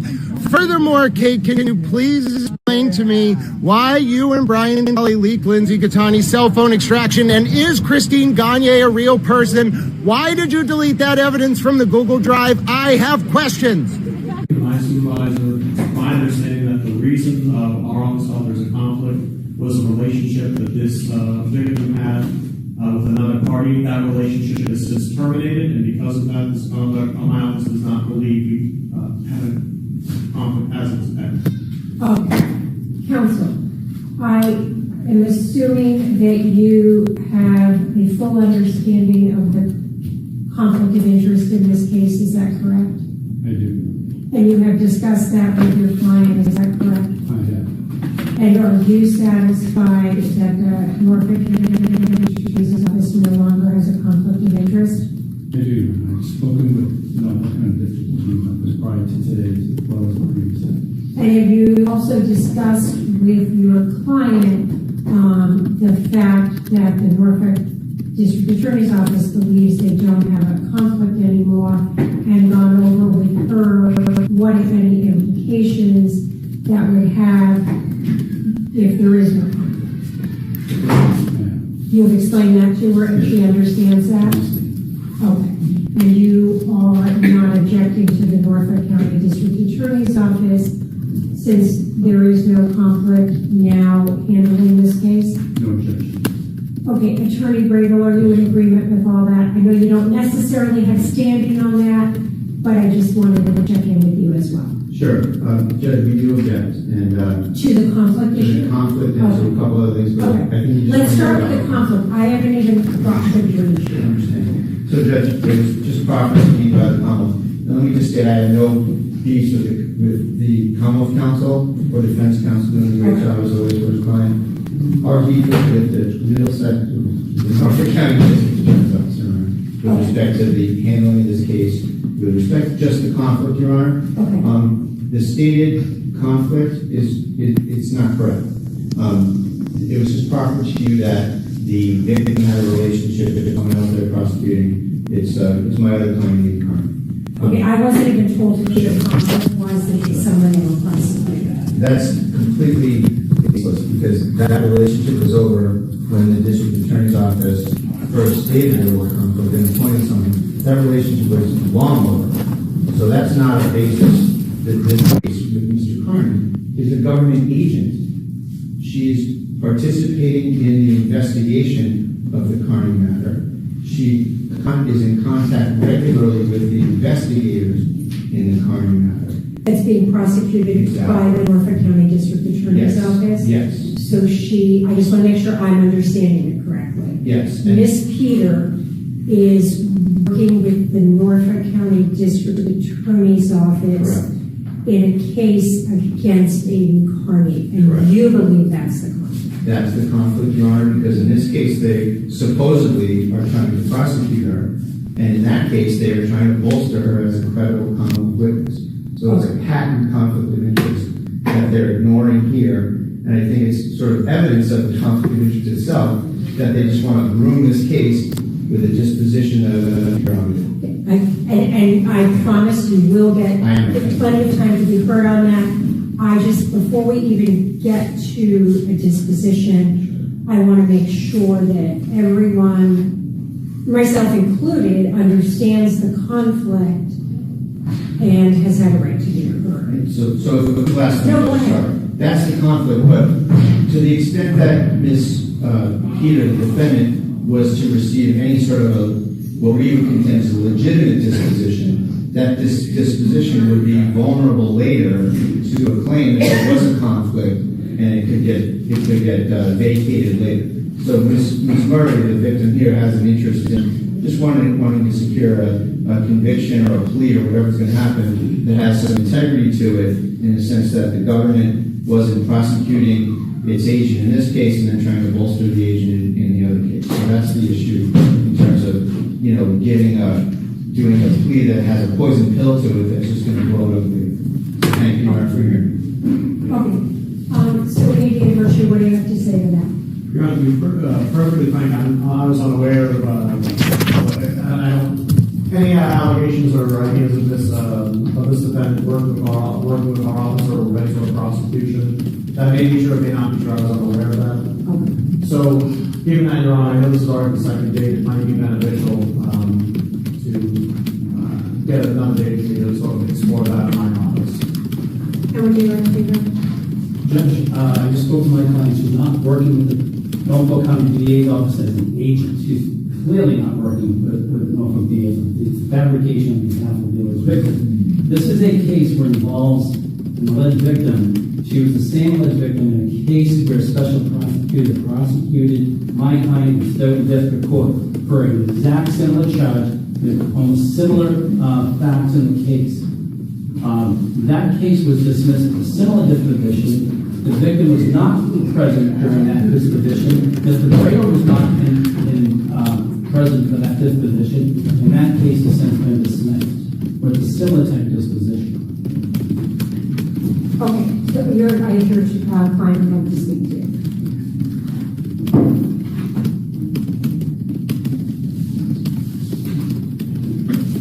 So with the assistant district attorney indicating to me that they were unaware of what Attorney Bradel indicates are the facts, and they're requesting time to determine whether or not that is what the conflict was and why the case was assigned to a special. I'm not going to proceed beyond the conflict issue. I think it's imperative to everyone involved and also to the court that we have an answer to whether there needs to be a special prosecutor to continue to prosecute this case or there is no longer a conflict. So we're going to pick another date, and I'm very hopeful that on the next date there will either be a special prosecutor here or there will be a final answer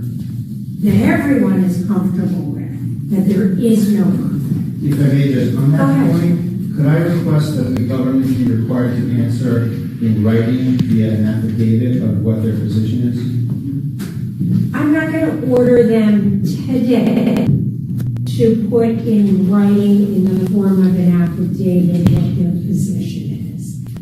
If in a future date there's concern, then you can always bring that up in the future. Sure, I just wanted to pull out the same concerns in terms of, it's a shame that the blind prosecutor on the case is kept in the dark about these issues. He's got enough to do in this court, as I say all the time I'm here, but, these are issues that have been fleshed out in the Superior Court. No, and part of the reason why I'm not going to order that is it's possible. So what I was told 2 weeks ago, the ADA in Plymouth was assigned to this case special, was no longer in office. It is possible on the next date we have a special prosecutor here, and then I believe this isn't an issue. I understand. Thank you. Okay. So, Your Honor, obviously, the Commonwealth of Liberty, again, I've had extensive conversations with the office. They're comfortable going forward with their as Mr. Brady said, Attorney Brady said, first line DA. But if the DA is looking for addition to that, obviously, if you want more information in the severity, he will be So I think we don't. I guess what's our earliest date? I think we might be in December. We have November 25th, the Tuesday, if not the first week of December, excluding November 25th.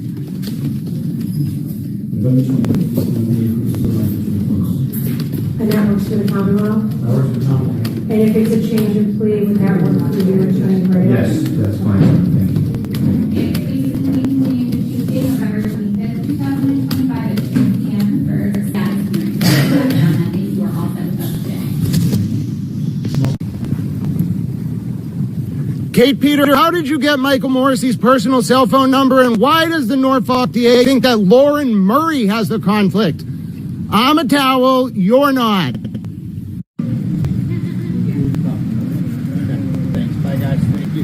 Little bit of a surprise today, Mr. Bradel. Very important issue on this conflict, and you really seem to correct the misrepresentation that it was the conflict with Lauren. Right. What is this? That came out of left field. It's always been Ms. Peters' alleged actions with the Commonwealth.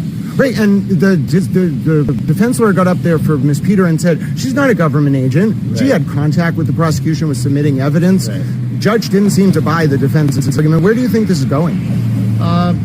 I think they have a conflict. I think they're going to realize it, and we really hope they do the right thing. So that's Mr. Bradel. Are they going to have to prove whether they are they going to have to? Yeah, I'm sorry. Go ahead. That's okay. Are they going to have to prove that she is or she is not? It's an open question.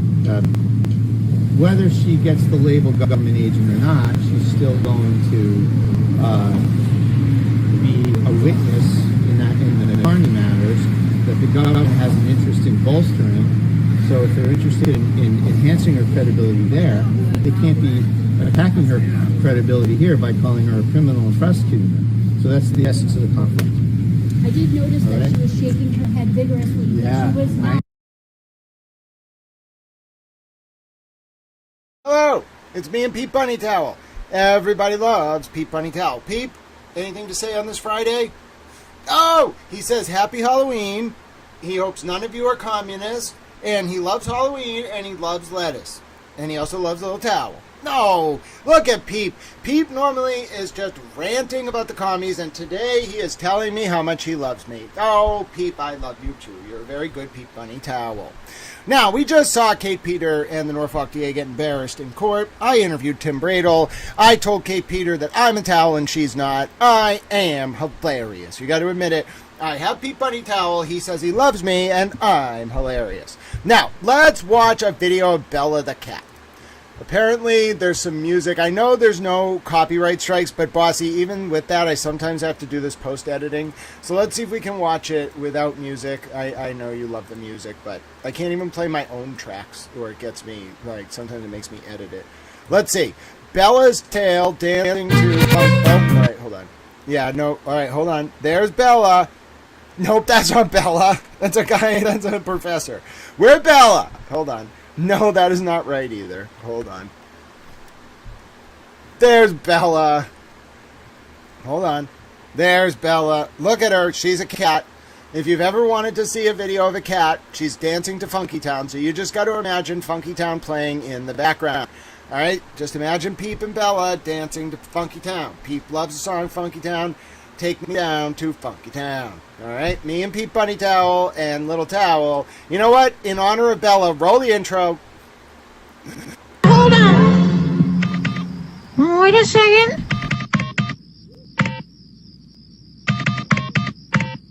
That's it. That's it? Yeah, that's the melody to Funky Town. You heard the towel. Bella, no. Look at that cat. She's a cat. Watch her. Hold on. She's going to pop up on the screen. She's a cat. Ladies and gentlemen, I go to this last. I would just like to. Oh, no, where's Bella? Give me Bella again. Okay, hold on. I have a very important announcement about Bella. All right, ready? Now, when Bella comes up on the screen, I would just like you to take a look. Look at how perplexed this adorable cat is that she is dancing. Okay? And, oh, look at that. It's Bella. She's like, what are you doing? Hold on. Did I lose my microphone? Hold on, I'm back. All I was saying is, look at the cat. Look at how she loves Funky Town. All right? Just wanted to make sure my mic was working. Hi, JI5. We're talking about how Bella the cat loves Funky Town. I'm a little towel. Bella the cat's a little towel. Look at that adorable cat. Now, that was your intermission, ladies and gentlemen, before we go to our very important explication of... oh, my God, it's 2 hours. No, we're not going to watch all that. We're going to watch some of it. We're going to watch Tal's explication of why substantive due process and procedural due process is important. All right, Peep, I'm putting you back to bed. He says, Happy Halloween, everyone. He hates the commies. Be safe out there and make sure to drive carefully. Thanks, Pete Bunny Towel. He loves America. Can't hate a Pete Bunny Towel that loves America. All right, here we go. Oh, yeah, so we don't have to talk about the Younger abstention doctrine, but if you want to look it up, it kind of explains a little bit about why Judge Krupp was able to issue that order, contravening Judge Casper's order. And basically it says that, like, the Younger abstention doctrine is an authority that precludes federal courts from hearing cases within their jurisdiction, instead giving state courts authority over the case. So it's mostly about criminal cases. The policy behind this doctrine is rooted in federalism, that's the comedy idea, in the interest of allowing state courts to adjudicate matters that are of particular significance to the state or its laws. And so that's a big issue. Now, the Younger abstention doctrine, the abstention under Younger holds that federal courts should abstain from cases that are pending in state proceedings. The facts of Younger involved a criminal defendant that challenged the state California's criminal statute for which he was indicted.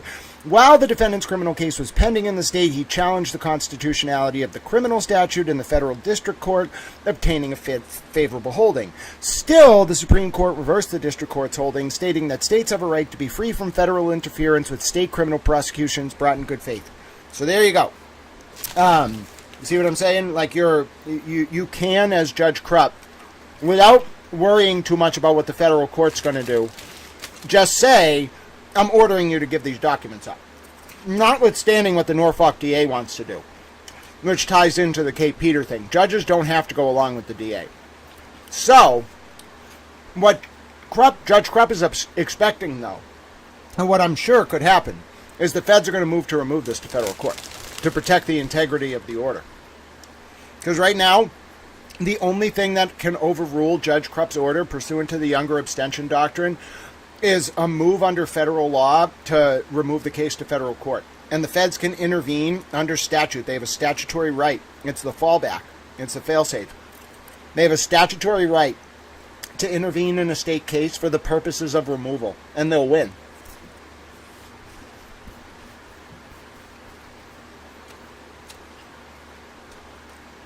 Yep, a lot of movement in the news industry, too. Local multiple-decade opinion journalist John Keller was let go by CBS overnight. The local WBZ. We're going to watch an interview about my overview of procedural due process. I want to really narrow it down I want to get one of the shorter videos. However, I want to get one. I think it's important. I think it speaks. Oh, by the way, Kate Peter picked up new felony charges in September. Case number is, let me get it for you here, 2534CR002007. It's out of Attleboro District Court. The date of offense looks around like September 17th, 2025.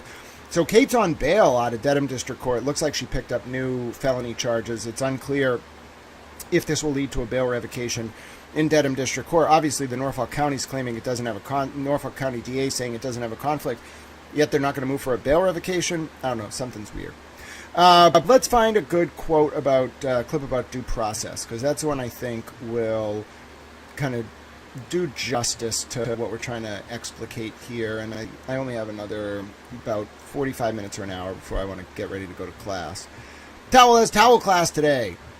But yeah, let's look at a due process. Yes, I got it. This is the one I want. It's only 29 Listen. minutes. Perfect. I'm a little towel. All right, so this is how I intro it. If you're trying to understand why procedural due process violations like P.I. Kate Peter mishandling evidence or Brian Tully releasing Lindsay Gattani's unredacted phone extraction, is she at 3,000 followers yet? Follow Lindsay Gattani. Ladies and gentlemen, Lindsay Gattani has broken 3,000 followers on X. Congratulations, at Lindsay Gattani. Go ahead and give her a follow. Excellent job, Lindsay Gattani. Over 3,000 followers. Excellent job. What a milestone moment. Congratulations. Are independent of a criminal defendant's guilt or innocence. This video is for you. Also, does anyone else think it's weird that, as information about an active federal grand jury into Sandra Birchmore's murder and the subsequent cover-up by Brian Tully's MSP unit is made public, and as details of Michael Proctor's abhorrent behavior on his personal cell phone, including reports of racist, sexist, and dehumanizing material such as intimate pictures of people not involved in a text chain and the name of an SA victim, hit the news, Kate Peter and her low-rent digital mercenary friends are attempting to shift public attention onto Lindsay artificially as a form of protection for people connected to Jen McCabe? Question mark. All right, let's listen. I got a video for you, and I'm a little towel. This is very interesting. I think I'm very interesting. You're interesting. I'm a towel.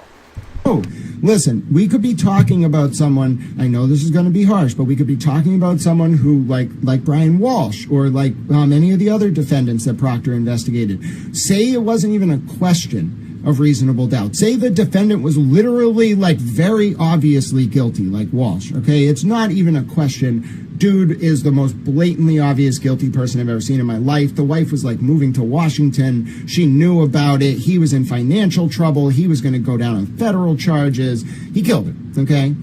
And I'll tell you, it doesn't matter. And that's why I agree with you about where the Innocence Fraud campaign came from, JI5. But to me, it's something bigger than that. It's not just the Innocence Project and what's that lawyer there at Northeastern who's friends with Rachel Rollins, Daniel Medved. It's not just that. What it is that we have a system that says even if you are a guilty defendant, if police do something bad, if prosecutors do something bad, you go free. You know, the Rush trial with Alec Baldwin? Why do you think Alec Baldwin got off? You think it was because he wasn't guilty? No. Procedural technicality. Right? And that's why these cops are truly at blame. Not because of how they investigated John, but because they were reckless for years. Karen didn't come up with the idea of an Innocence Fraud campaign because Steve Scanlon told her. These cops gave her the opening to do it. And then, while all this stuff was going on, they did it to Lindsay Gattani, who was just a witness. She wasn't a defendant. These guys were bad hombres, all right? And we gave them way too much cover because they investigated John's death. They, if anything, used John's death, and Kate Peter used John's death, and Michael Morrissey used John's death to insulate themselves from criticism. Do you understand how disturbing that is? It was political fodder. Let's keep listening. Ted Daniels is the bravest reporter in Massachusetts. Say the names of the corrupt. Brian Tully, John Fanning, Michael Morrissey, Kate Peter. Ladies and gentlemen, and now let's watch this video. Let us center the voices of the unheard. To the ground in shock. I Judges remember dropping to the ground in shock and horror. Those are the words of Lindsay Gattani. Imagine this. You agree to help the justice system, and you're told again and again that your privacy will be protected. Then you watch in real time as your entire private life is broadcast online. It is an absolute nightmare. And for this one witness, it became a reality. So that's the central question here, isn't it? How could a failure this catastrophic even happen? How does a witness's entire life get handed over to the very man she was testifying against? We're going to break down the timeline, step by step, and look at the accounts of everyone involved. All right, let's start at the beginning. This whole story didn't begin with a threat or a demand. It actually began with a promise made to Lindsay Gattani by the same people who were asking for her help. At first, it was all about choice. The special prosecutor, Ken Mello, he reached out to Lindsay and assured her that her cooperation was completely voluntary. You know, the pitch was simple. Just have a conversation with investigators, and if you don't feel comfortable, you can walk away. No strings attached. Well, that promise of choice, it evaporated pretty quickly.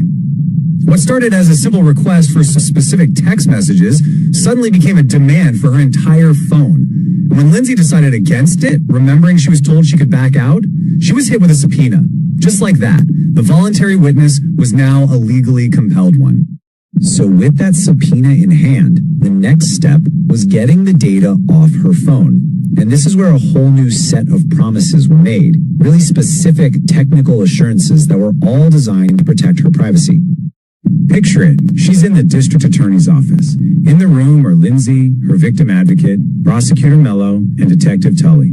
They sit her down and explain exactly how they're going to safeguard all the incredibly sensitive information on her phone.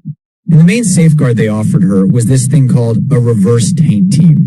They explained it as this independent group that acts like a filter. They would meticulously go through everything, separate the relevant evidence from her private life, and make sure nothing personal would ever be seen by the prosecution or the defense. On top of that, they added another layer of protection. They assured her that before any data was turned over, a judge would personally have to review and approve it in a formal court hearing. So, between the taint team and a judge, the process sounded absolutely ironclad. And let's be clear, the stakes could not have been higher.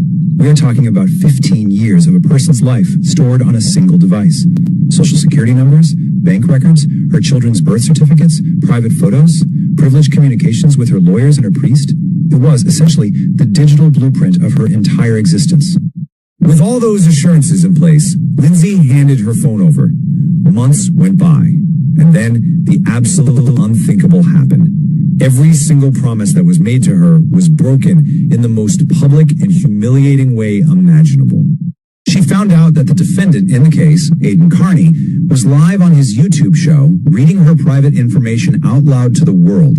He had everything. Her entire, unredacted private life had become public entertainment.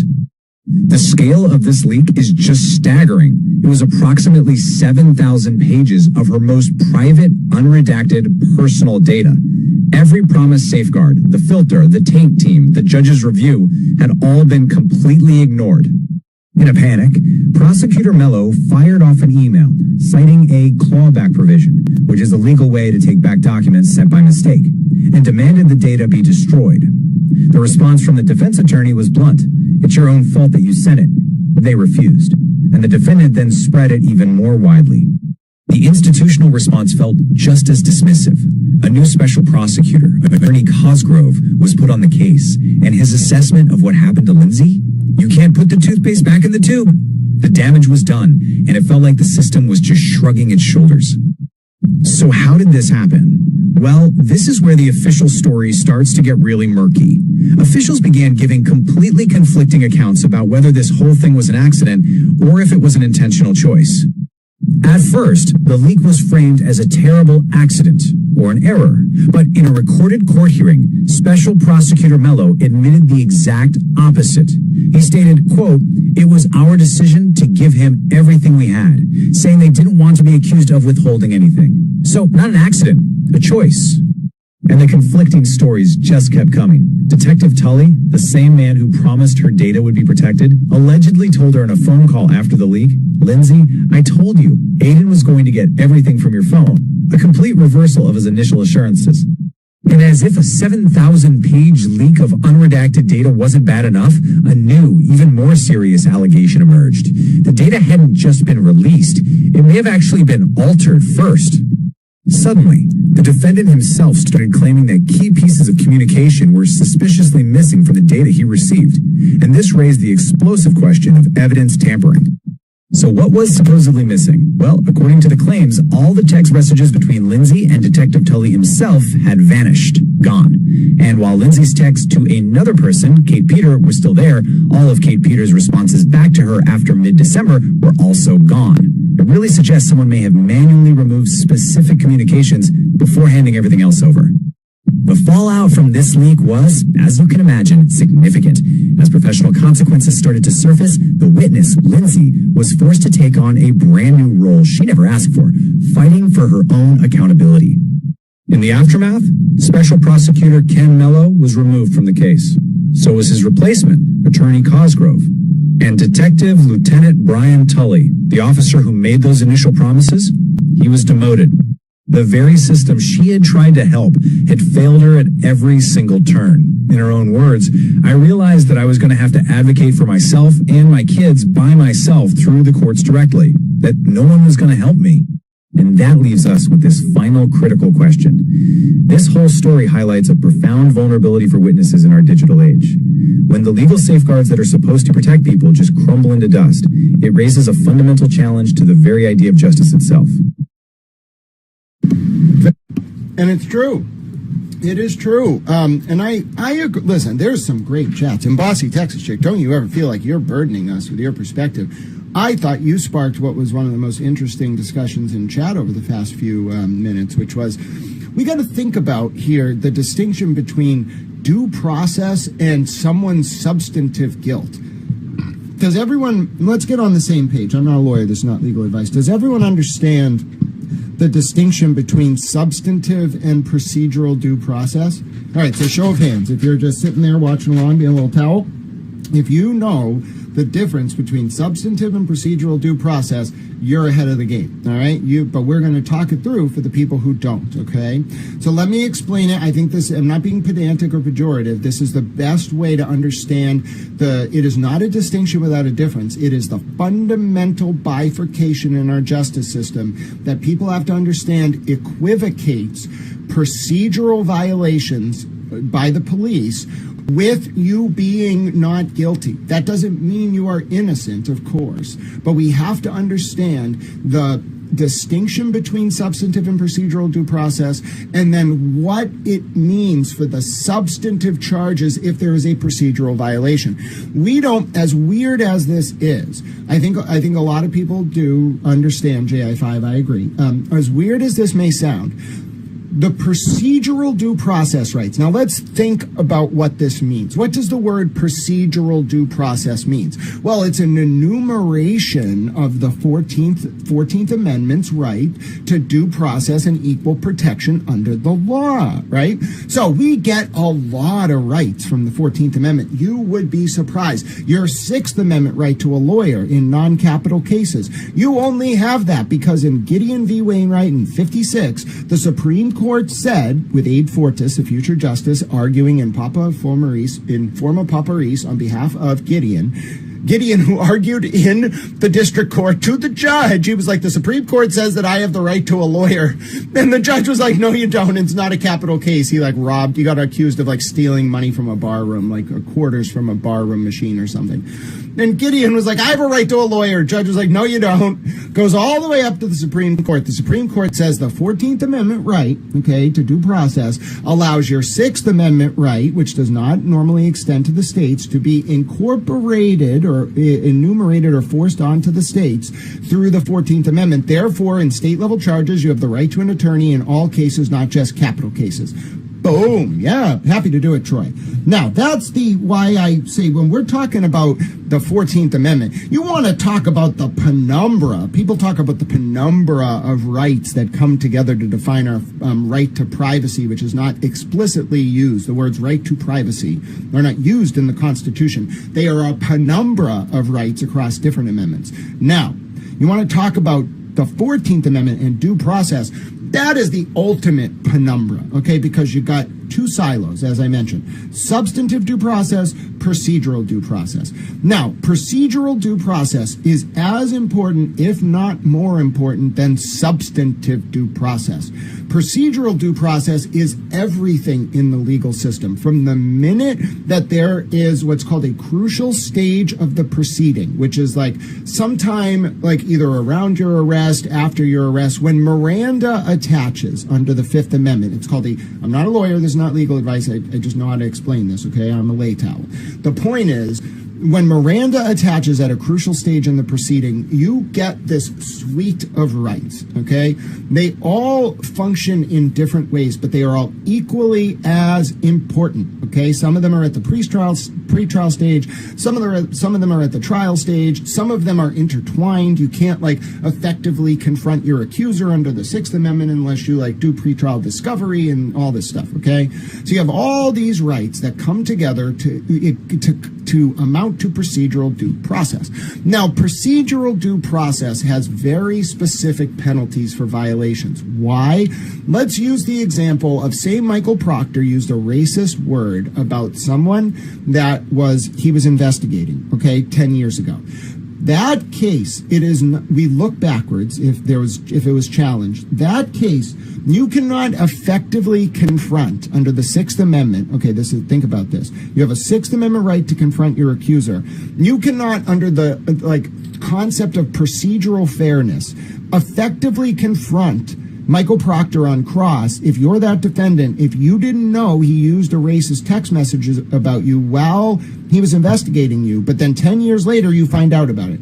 You are allowed to say to the court, which can do on appeal what's called a de novo review of the factual record based on material that was not available to counsel or the defendant during the initial trial, a de novo review of the factual record, and they will say, I'm not a lawyer, this is not legal advice, but they will say, and they do often say, you violated this person's procedural due process rights. We are setting aside the conviction, okay, and they'll either order a new trial or just vacate the conviction. Most of the time, if they order a new trial, depending on what it is, sometimes it gets retried, sometimes it doesn't. It's really complex. That's a political question. But the point is, and courts don't decide that stuff normally unless they see really egregious misconduct, then they'll vacate the conviction, but it's rare.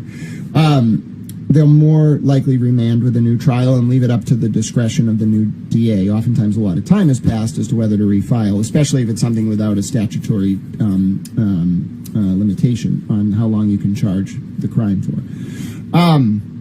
But the point is, that's why this is so serious, okay? Because procedural due process directly impacts whether the proceedings outcome was legitimate. So, yes, of course, Bossy Texas Chick. So when we, Bossy Texas Chick, he could have kept the phone. It was the release of the phone, unredacted, that caused him to draw the ire of a very government-adjacent, connected journalist who will go to the ends of the earth to protect the vulnerable, even if they have nothing, know no one, and are just a regular person. Like, you want to see me flex my political muscles, do something to the unheard. You can't pay me to do anything. But you get me on this like righteous quest where the system was undermined. Oh boy, here we go. You just unleashed like a multi-year demon. And like, I'm not vindictive. Hold on, we got to pause. We have had a very important request from the Super Towel themselves, JI5. Now, you might be saying, what kind of request could cause you to interrupt your wonderful video? Well, I'm going to show you. JI5 was wondering if it might be possible for me to explicate why indeed there's direct evidence in the April 2025 Canton PD audit report that Sandra Birchmore's murder was a cover-up. Now, to begin, I want to make sure we're all on the same page, so I'm going to get you the PDF for the audit report, all right? When you come on this channel, it's an interactive learning experience. You might ask a single question. It'll take us down a road unlike anything you've ever seen before, Little Towels. I enjoy going on digressions, especially when it helps engender cogent public discourse, such as to ward off the usurpation of our representative forms of government by nefarious self-interested actors who are good at public relations. All right, so what are we going to do? We're going to get this clip of Ashley Bell. Why? Because the clip of Ashley Bell has... Here we go. The clip of Ashley Bell has a link to the Canton PD audit report. So, let me grab that report for JF5. All right. We can just read it, all right? It's like 400 pages, but no, it's only like a couple hundred pages. But let's let it open up. All right, here we go. That's the audit report. Now let me drop it in the chat. I'm going to grab this Canton PD audit report. Now you want to go ahead and open up that link, folks, okay? We're going to scroll to page, I believe it's page 99, so give me 1 second. We got some scrolling to do, little towels. All right, let's scroll. Being educated little towels. This is what being educated little towels is about. It's about reading a lot of PDF documents, and sometimes you just got to remember exactly what page you got to start on, or otherwise you won't know what you're doing. You don't want to read through all of this. That would take forever. It's about like staffing and body cameras and resource allocation. Oh, God bless you, Bossy Texture Ticket Bella. I love my own mind 97% of the time. 3% of the time, it's a little overwhelming. It just doesn't stop. Imagine trying to go to bed, and your brain's like, okay, we got to piece together whether or not the pyramids are evidence of a civilization that existed before the Younger Dryas event. Furthermore, was the Sahara a tropical sort of lush forest? And furthermore, did the Nile flow in a way such as to facilitate transportation of heavy objects near the Giza Plateau? That's what it's like for the 3% of the time where I'm a little bit like, oh, I don't know if I want to do this. Okay, here we go. We want to start on page 99. I got it 100% right. I'm a little towel. So you want to go to page 99 of this PDF. Now, God bless Sandra Birchmore, and we are going to talk about this, okay? We're going to read every single page of these every single word of these 3 pages. I'm going to make a point, all right? I'm going to make a point about how the Canton PD knew this was a murder, how they knew Farwell did it, and how the MSP covered it up, and that's what caused Kenny Berkowitz, although this isn't in here, but I believe it to be true. Ken Berkowitz, the former chief of the Canton PD, God rest his soul, he's now dead, to go to the FBI. It's the only reason I'm saying this. If he was alive, I would never say this. To go to the FBI about the cover-up. Everybody ready? Everybody on the same page? We're gonna be little towels in Sandra's honor, and no one is gonna tell me that just because Brian Tully's unit investigated Karen Reed, and just because Kate Peter knows Jen McCabe and Brian Tully and Marty Kraft and Michael Morrissey and Michael Proctor and Yuri Buchanan and all these other people, that we're just gonna pretend like this unit didn't cover this up. We're not doing it. Nope. And we're not just going to pretend like Lindsay Gattani's phone was not leaked on purpose. Absolutely not. It was malicious. These people are not good just because they investigated Karen Reed. We're not in a cult. We're not in the Kate Peter cult. We're not in the Brian Tully cult. We're not in the Jen McCabe cult. No one is above reproach. And if you have in your mind that any human being on this planet walking around is above reproach, you're in a cult. I'm going to decondition you where you are in a cult. No one is above reproach. No one is morally superior to anyone else. Everyone is capable of fault. No one is above criticism. And if you meet someone who feels they are so, you have met one of the most dangerous forces in the United States of America, ladies and gentlemen. No, absolutely not as anti-democratic to say that because someone did something you like in one instance, they may never be criticized. They are never to be held accountable. No, no. I am an American towel. I hate the damn commies. I've read Kessler's Darkness at Noon. I'm not being subservient to this party mentality. No. No, no, no. I refuse. We will not do that. That is how this becomes entrenched. Because people look the other way and they feel uncomfortable staring at the face of a human being whose life was taken and whose existence on this earth was forsaken because she didn't have political power or the right connections. Shameful. Shameful. Shameful. It's a scar on the face of the justice system, and we don't run from it. We don't hide. We don't sea lion. We don't justify it. If you've never said a negative word about Brian Tully in your life, you're in a cult. If you've never said a negative word about Kate Peter in your life, you're in a cult. If you've never said a negative word about Michael Proctor in your life, especially right now, you're in a cult. If you've never said a negative word about Yuri Buchanan, you're in a cult. If you've never said a negative word about Michael Morrissey, you're in a cult. Are we all on the same page?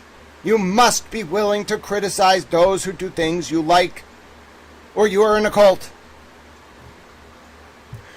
Sandra Birchmore, crime scene 3307 blank, Canton, Massachusetts. As part of the Canton Police Department's crime scene audit, the audit team reviewed the Canton PD police response to Windsor Woods blank, Canton, Mass, beginning on the morning of February 4, 2021.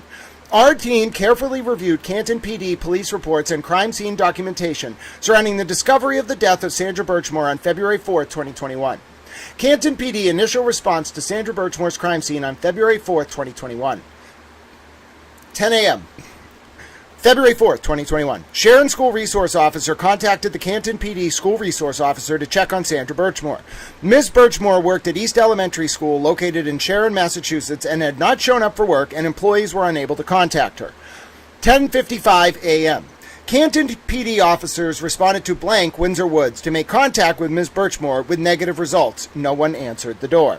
Canton PD observed Ms. Birchmore's vehicle was in the apartment complex parking lot covered in snow and had not been moved since the snowfall on Monday, February 1st, 2021. So I had said it was Friday to Monday. It was actually Monday, February 1st to Wednesday, February 4th, and then Wednesday, February 4th to Friday, February 6th, just so we're on the same page. Canton PD officers spoke with a property manager who provided a key to access the apartment.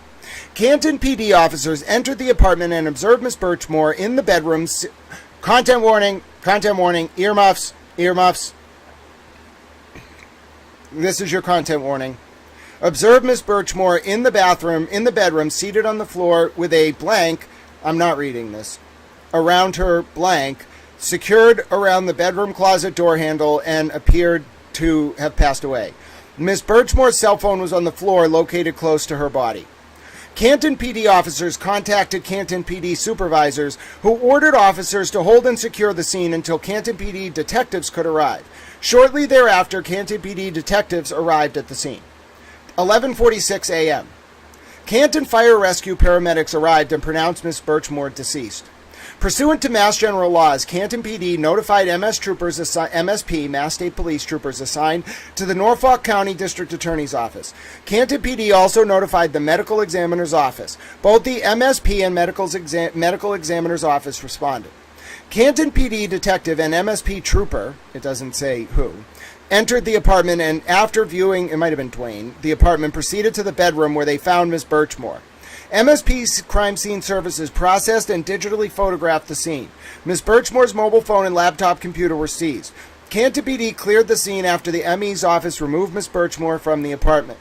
Ms. Birchmore's next of kin contacted the Canton PD by phone and was notified by the Canton PD that Ms. Birchmore was found deceased. On February 5th, 2021, Canton PD Sergeant received an electronic email from a witness who related she had information regarding Ms. Birchmore's death. This information was passed to MSP for action. On February 5th, 2021, Ms. Birchmore's next of kin stated she was aware that Ms. Birchmore was pregnant and that the father of the baby was Stoughton Police Officer Matthew Farwell. Now over here we have the videos of Farwell at Sanders Complex. Follow-up investigation by Canton PD on February 6, 2021. This is very important. On February 6, 2021, Canton PD detectives conducted follow-up investigation at Windsor Woods and interviewed a witness, this was the maintenance worker, who advised Canton PD detectives that Ms. Birchmore was involved in an intimate relationship with a police officer who was alleged to be the father of her unborn child. Canton PD detectives received information from a second witness who said Ms. Birchmore had been dating a police officer. The police officer did not want the baby, and if Ms. Birchmore did not refuse to carry the baby to term, he, the boyfriend, would, quote, take care of the problem himself. On February 6, 2021, Canton PD and MSP coordinated a second review of video footage at Windsor Woods. After the review of video footage, investigators identified a male subject, later identified as Stoughton Police Detective Matthew Farwell, arrive at Windsor Woods on February 1st, 2021 at 9:27 p.m., I said 9:23, and departed at 9:56 p.m. Mr. Farwell was observed entering the apartment complex lobby and entering the elevator. Video revealed Mr. Farwell was at Windsor Woods for approximately 28 minutes. See video, and then you can go to the video. It's embedded in the PDF. Canton PD detectives learned from a Windsor Woods maintenance worker that the person in the video looked like the man who helped Ms. Birchmore move into her apartment. On February 6, 2021, Canton PD and MSP conducted a second search of Ms. Birchmore's apartment. Note, after a lengthy federal investigation, Matthew Farwell was indicted by a federal grand jury in Boston on August 27, 2024. Mr. Farwell is accused of killing Sandra Birchmore on February 1st, 2021 in Canton by strangulation to prevent her from providing information to law enforcement regarding potential federal crimes. Recommendations. Pursuant to Canton PD policy and procedures, officers should digitally photograph all crime scenes and sketch the scene. The audit team reviewed a Canton PD police report prepared by a detective who wrote that Sandra Birchmore died of self-harm. We recommend death investigative reports be reviewed by the chief of the investigations division and approved prior to being finalized. As stated above, the Canton PD should remain involved in death investigations that occur within the town of Canton. Conclusion.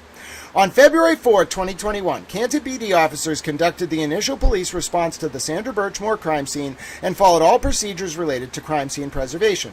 Canton PD detectives conducted follow-up investigation with MSP detectives on February 6 at Windsor Woods and received critical information from witnesses. As a result of investigative efforts, officers identified Stoughton Police Officer Matthew Farwell was present in Miss Birchmore's apartment on the evening of February 1, 2021. Further, witness interviews revealed Mr. Farwell was involved in a long-standing intimate relationship with Miss Birchmore. Chief Rafferty advised the audit team after February 6, Canton PD relinquished all investigative authority of the Sandra Birchmore death investigation to the MSP and Norfolk County DA. They covered it up. Not Canton. Canton was the one who uncovered this stuff, but they covered it up. I'm sorry. Covered it up. Now let me read this for you. Let me just be clear. We're going to watch a video where Ashley Bell was calling out Tully's unit at the Canton PD audit forum. Look at Ashley Bell, bro, like 3 days ago. She's trolling the Free Karen Reed people for calling out Proctor and Tully for corruption. Excuse me? That is Kate Peter written all over it. And tell me, if Ashley Bell got contacted by the FBI and you were someone who, and Ashley Bell was being contacted by the FBI because of an investigation into Brian Tully's unit and Kate Peter and Jen McCabe and Michael Morrissey, and say you were someone who, works for Kate Peter or was doing PI work or knew about her working for Marty Kraft, and say you wiretapped the feds, right? Say you and Kate Peter illegally intercepted the feds talking to Ashley Bell. Tell me, just tell me if you were that person, right? Say you were one of the two people who manipulated Ashley Bell to protect Brian Tully by getting her to allow you to illegally intercept the oral communications of the FBI. Now imagine you're FBI agent blank blank. Right? And you're just going about your business like a little towel. I'm not a towel. I'm saying, say this person's a towel. And you get this other towel, and he's like, hey, did you know when you talked to Ashley Bell, you had your conversation illegally intercepted by blank and blank? Don't you think that person would be like, whoa, whoa, whoa. And one of those people has a connection to Tully? And I was investigating Tully and they wiretapped me? You think that helped or hurt you in the eyes of the feds? Let's all have a little, meeting of the minds on this. Do you think that the FBI finding out that someone close to Brian Tully, who was using his official position as a state trooper to ask Lindsay Catani who the target of the federal probe was in 2023, December, you think it was a good idea to wiretap agent blank blank? You all are out of your mind. Those of you who did that. Out of your mind. Out of your mind. Out of your mind. Out of your ever-loving minds. You're on another planet. You're insane, in my opinion. You've lost your minds. You think you're completely unaccountable. Let me just tell you right now. If you think the feds can't find out who was on a call that was illegally intercepted while they're investigating, you're out of your mind. They know everything. They probably knew right that moment, bro. They were probably like the stones on these mother effers. It's worse than Whitey. You out of your mind? You out of your mind, some of you. Wiretapping the feds. Are you crazy?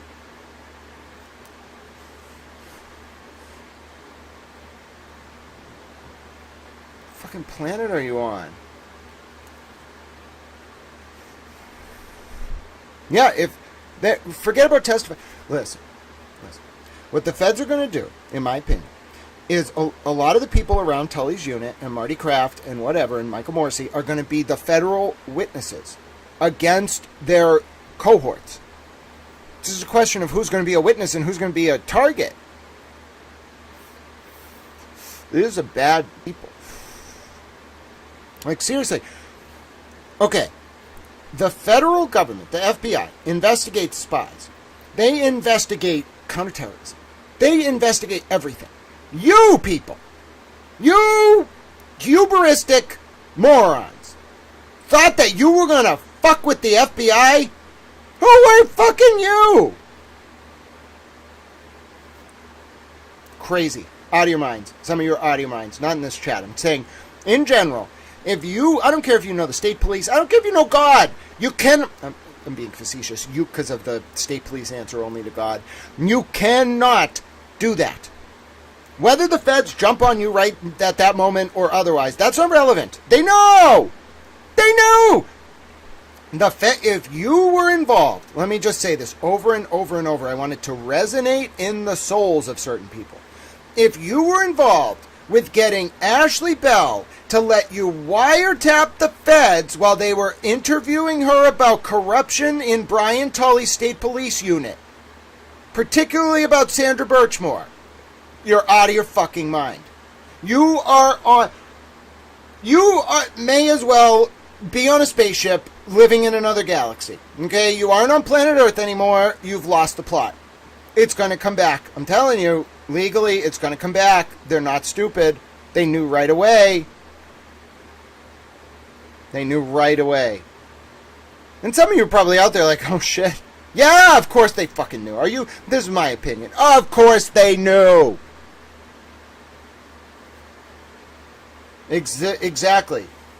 Nothing happens till the hammer comes down, and the people that did that to Ashley Bell. I don't blame Ashley Bell. What the hell you got her standing up there for with a sign? What the hell's wrong with some of you? She's a traumatized victim. Pretty sure she was Sandra's friend. What are you doing, some of you? Leave these poor people alone. Let's listen to what Ashley Bell had to say at the audit forum. This, by the way, I just read to you what Ashley Bell's now going to comment on. So come on, Miss Bell. This was last spring. I'm worried that Tully or Kate got to her since then. Look at what she had to say. She knows. She knows. It's like the song about by J. Cole that people think is about Beyonce. She knows. Your name and your town, please. Hi, I'm Ashley Bell. I live in Canton. So in the beginning of the report, I think it was under policies, under recommendation 6, I noticed that the audit states that a detective in the Sandra Birchmore case had written that it was suicide in his notes, but you guys had said that she had been killed by strangulation. I just wondered what made you decide to say that, since the Massachusetts medical examiner hasn't officially changed the cause of death in her autopsy report. So I just wanted to see where you guys were. Also, one more question. Would you have wanted this audit to happen if this exact situation was happening in your town? Would you have voted yes for the audit? Well, let me answer the first question first. When we were hired to review policy and procedure in relation to crime scene responses from the Canton Police Department. The Sandra Birchmore case was one of the cases that we reviewed police reports on. Numerous police reports that we reviewed, probably 7. Several detectives responded on February 6th in the second call, and I think there were at least 5 police reports written on February 4th when the responding officers found her. We delineated in the report that one of the detectives inadvertently wrote suicide. No detective would purposely write that when the ME's report had not come back yet, even though the ME's report came back with that finding. I spoke to the detectives. The first ME report came back as the Commonwealth came back that it was a suicide. But he wrote the report prior to that. We had discussions with the detective lieutenant, who was a sergeant at the time, and it was written. I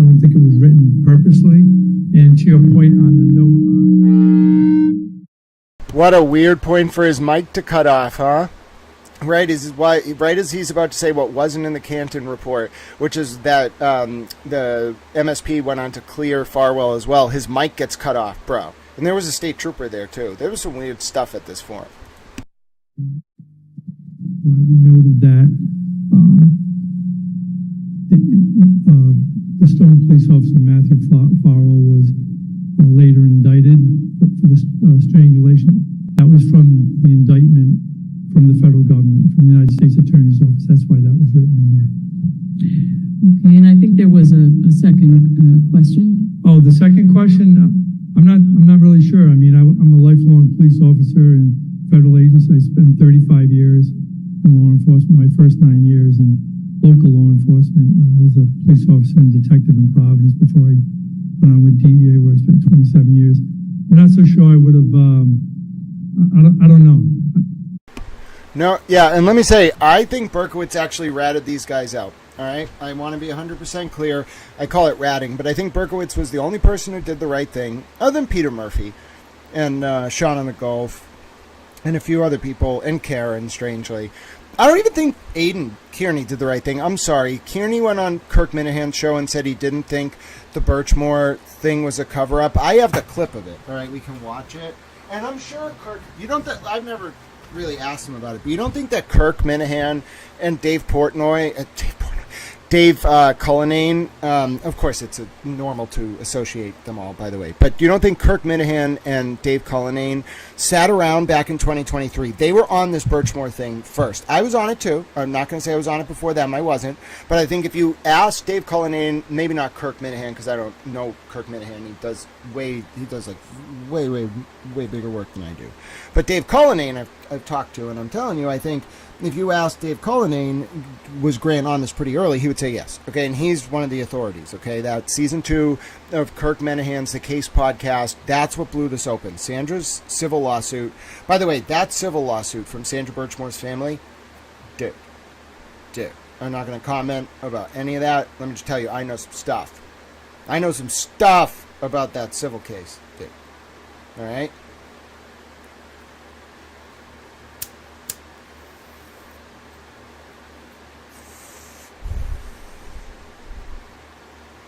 But it was Kirk Minahan and Dave Cullinane. They're the people, people don't get it. It wasn't the Karen Reed case. That's not what's going to go down as the story. The story here, it wasn't the Karen Reed and John O'Keefe case, as tragic as that was. It wasn't even the federal involvement in that case. No, the story is Birchmore. The story is Birchmore. The story is Birchmore. The story is Birchmore. I'm going to say it over and over and over and over again.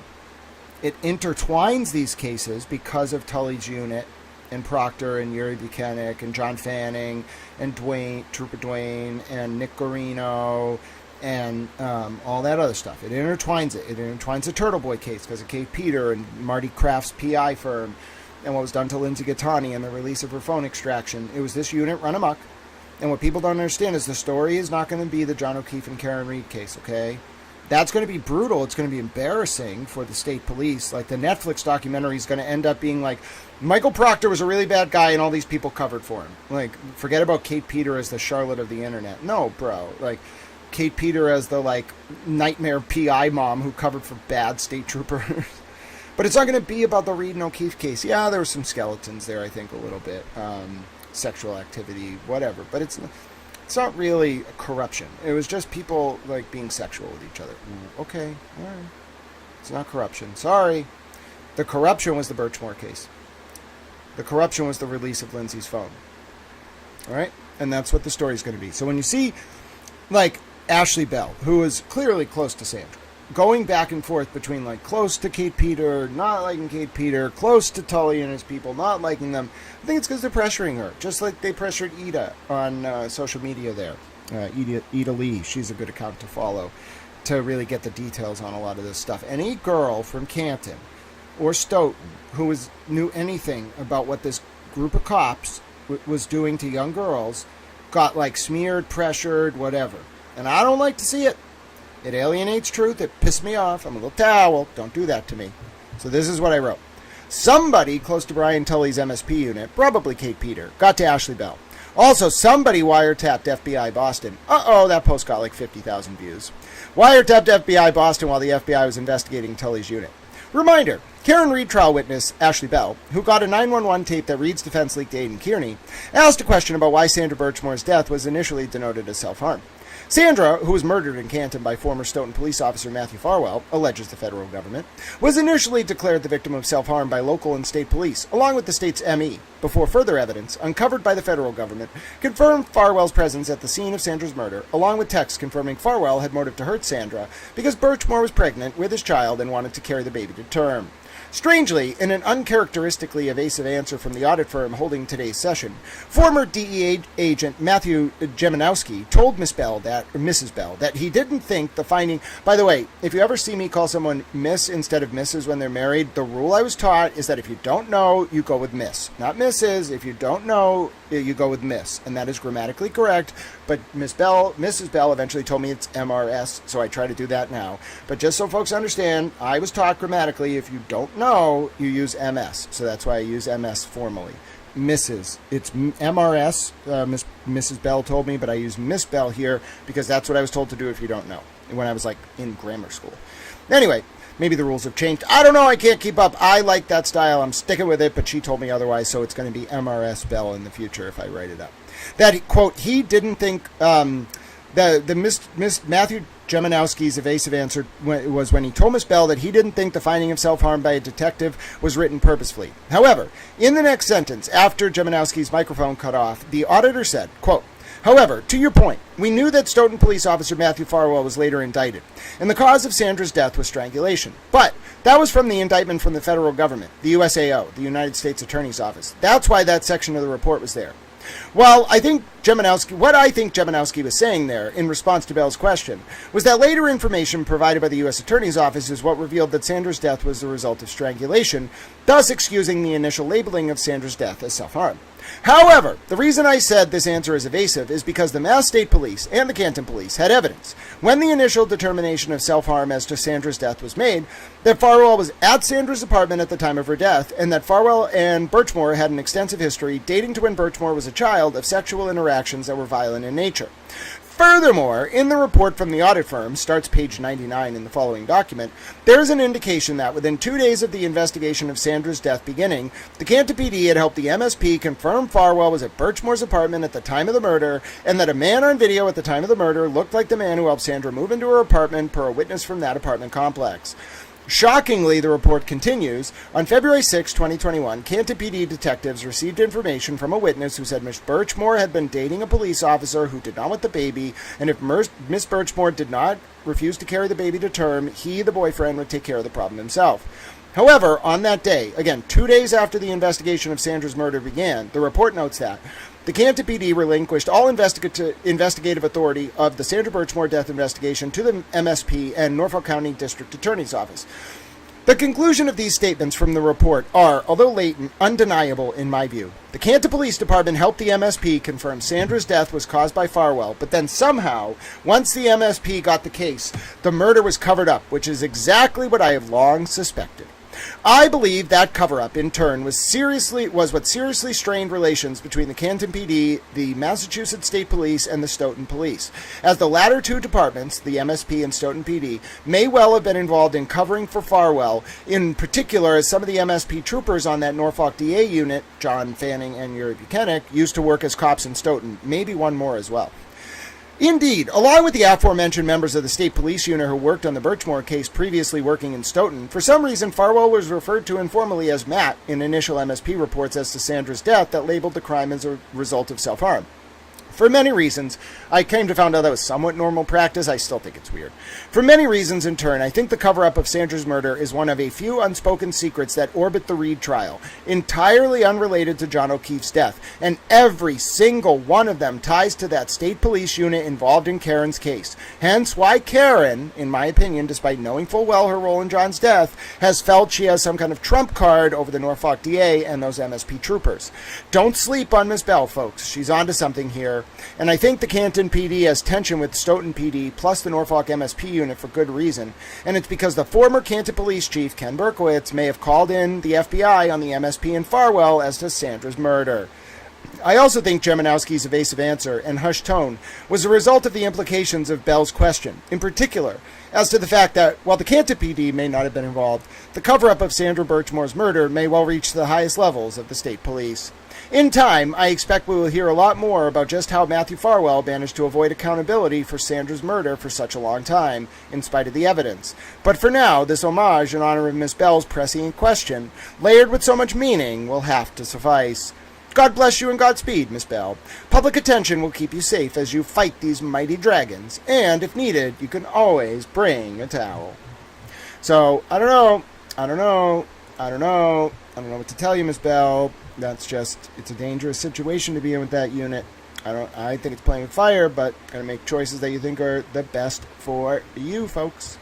That's what life is all about. All right, let's go back to the end of this video. Let's watch the wrap up here. Let's take some questions at the end. Then I'm going to towel class. Everybody should be proud of me. I'm going to towel class. I'm a little towel. Ready? When we get to the end of this, everybody say, good job, towel. You're going to towel class. I don't go out there and like torment you about it. I'm just going to push the system to hold you accountable, and I'm going to use the fact that people listen to me to make sure it happens, and we're going to do it in a cogent way. We're going to do it in an effective way. We're going to do it in a way that upholds justice, defends the integrity of the American Republic, and by God, centers the voices of the unheard and the vulnerable. God bless America.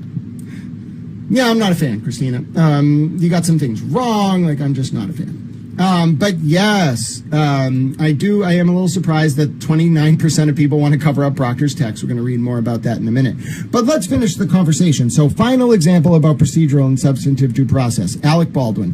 When Alec Baldwin was on trial for the death on the Rust film set, following the conviction of Hannah Gutierrez for manslaughter, before Alec Baldwin could even get to trial, so we're right as trial's about to start, the defense raises this issue that there was evidence brought to the prosecutor by an armorer from another state who sent bullets to the Rust set. The prosecutor sent that evidence, or made the person trying to turn the evidence in. They actually came to turn the evidence in to the courthouse during the Hannah Gutierrez trial. The prosecutor made that person go to the sheriff's office. The sheriff's office, after getting a call from the prosecutor, logged the evidence under a different case number that Baldwin didn't get access to during pretrial discovery. Punishment, dismissal of the indictment. Immediate. It wasn't sua sponte, the defense motion for it. Immediate dismissal. Okay, so notwithstanding guilt or innocence, procedural due process violations are the most serious thing you can do if you're an investigator. The second you do that, you have compromised the cases. I don't care if you can get it to trial on a technicality, whatever. No, you compromise the cases. The jury's going to nullify, okay, or it's going to get thrown out by the judge, okay? Why do you think Michael Morrissey, despite being recused, tried to null prosecute Aidan Kearney's charges? The week before, his ADA had been in front of a judge in Denham District Court, tried to get a plea deal signed with Kate Peter. Kate Peter was facing felony witness intimidation charges related to Lauren Murray. She has another hearing tomorrow, by the way, at 2 p.m.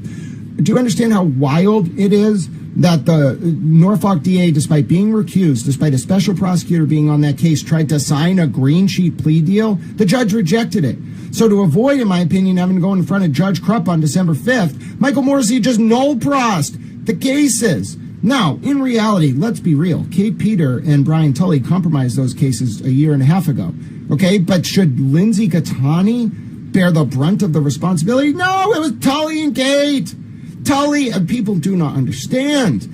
Lindsay was unwitting. Lindsay did nothing to set anyone up or anything like that.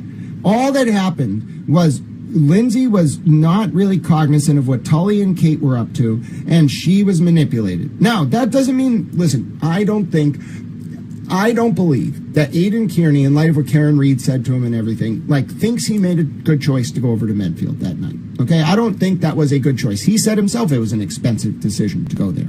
Okay, but the point is, that to me is not really the apoplectic consequence of all this. It's how Lindsay Gattani was treated by Tully and Kate the whole way. Yes, they were trying to get Aidan, but I don't even think they wanted to get Aidan. They wanted to get Aidan for the purposes of flipping him on Karen. So a lot of people have a right here, I think, to be very upset because the tactics that were used by these investigators were in violation of a number of procedural due process rights. And whether you believe Aiden is innocent, whether you believe Aiden is guilty, you cannot defend procedural due process violations because it's notwithstanding the underlying material substance of the allegations. Do you understand? Are we all on the same page? Whether you think this man is guilty of what he's accused of, not guilty, it does not matter. We all have to get on the same page. And this is why I'm sure Aiden's like, why does he feel this way? Like, he's always critiquing me. It's not about him as a person, what he's done, whatever. It's relevant, okay, to the analysis, but it's not relevant to the procedural violations. Do you understand? Folks, Kate Peter literally gave evidence to Brian Tully, which he probably solicited, making her a state actor, that in turn was used in a grand jury exactly in the form that Kate gave it over. YouTube videos with altered titles, whatever. Then Kate deleted the Google Drive links. There are rumors she tried to destroy evidence of her involvement.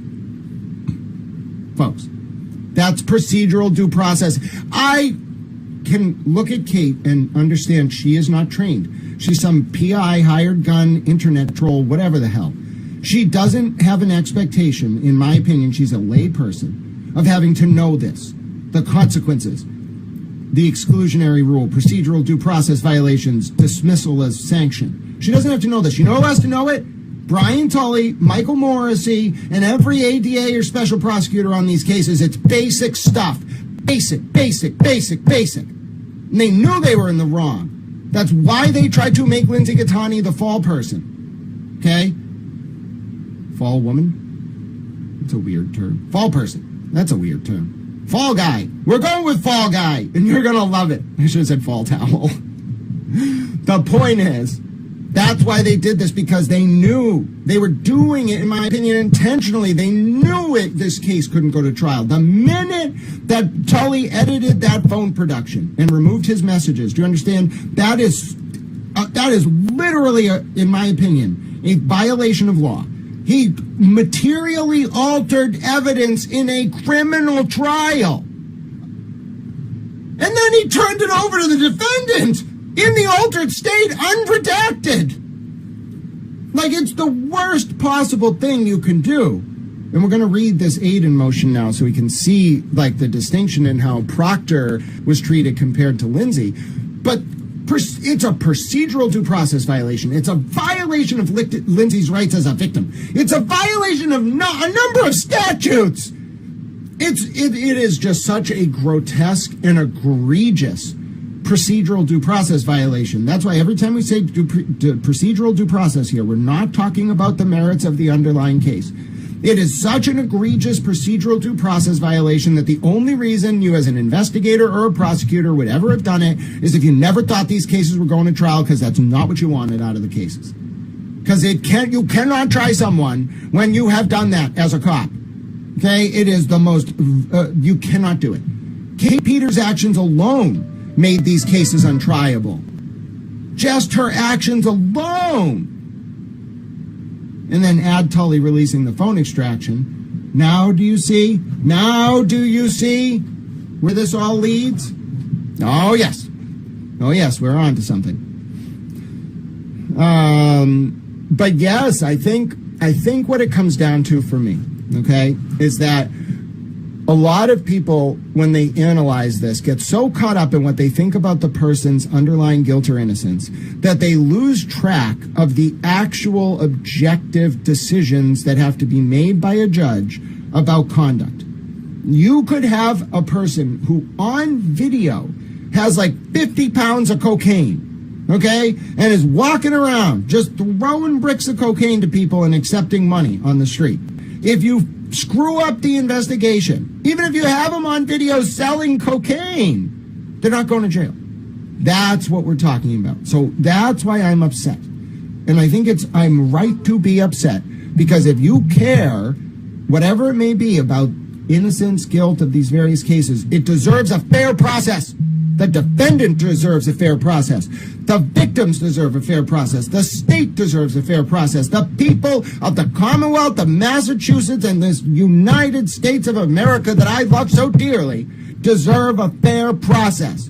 And by God, whether by statutory reform, by hook or by crook, we will give it to them. That will be the result of this God-forsaken Dickensian drama, built like a withered house of cards on the decrepit, rotting battlefield, scarred and littered with the voices of the unheard and the vulnerable.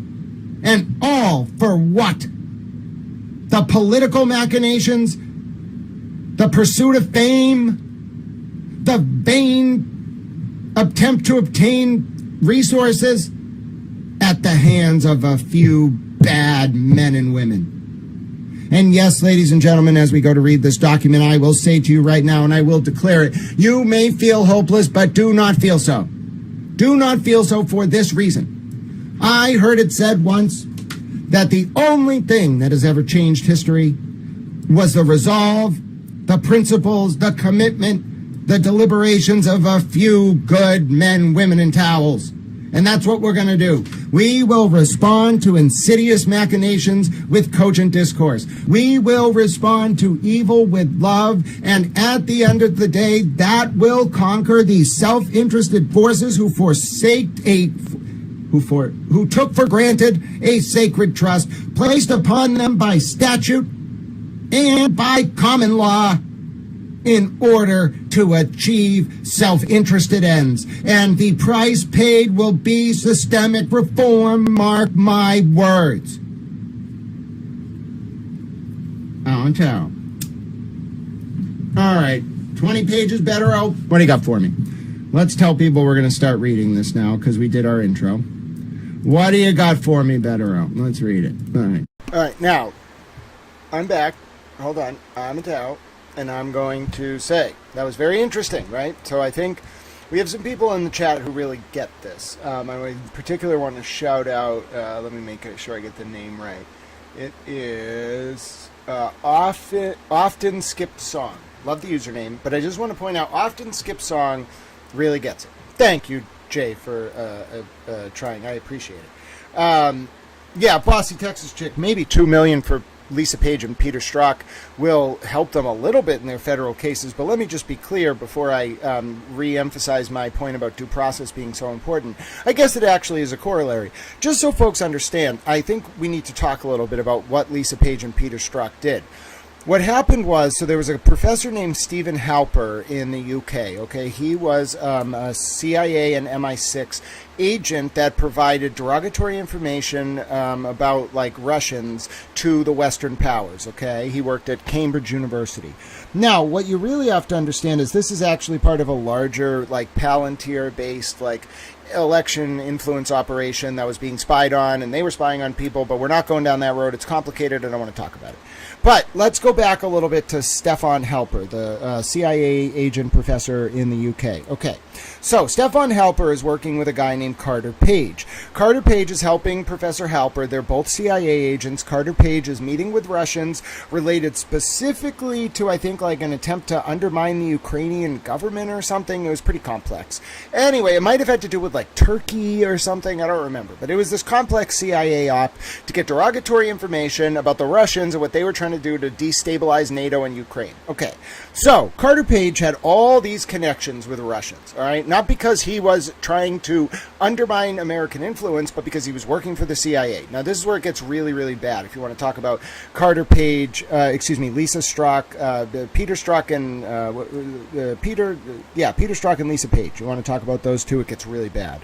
So what happened was, I told you earlier about how you can spy on American citizens if you have reason to believe that they're talking to foreign individuals under Section 702 of the FISA Act.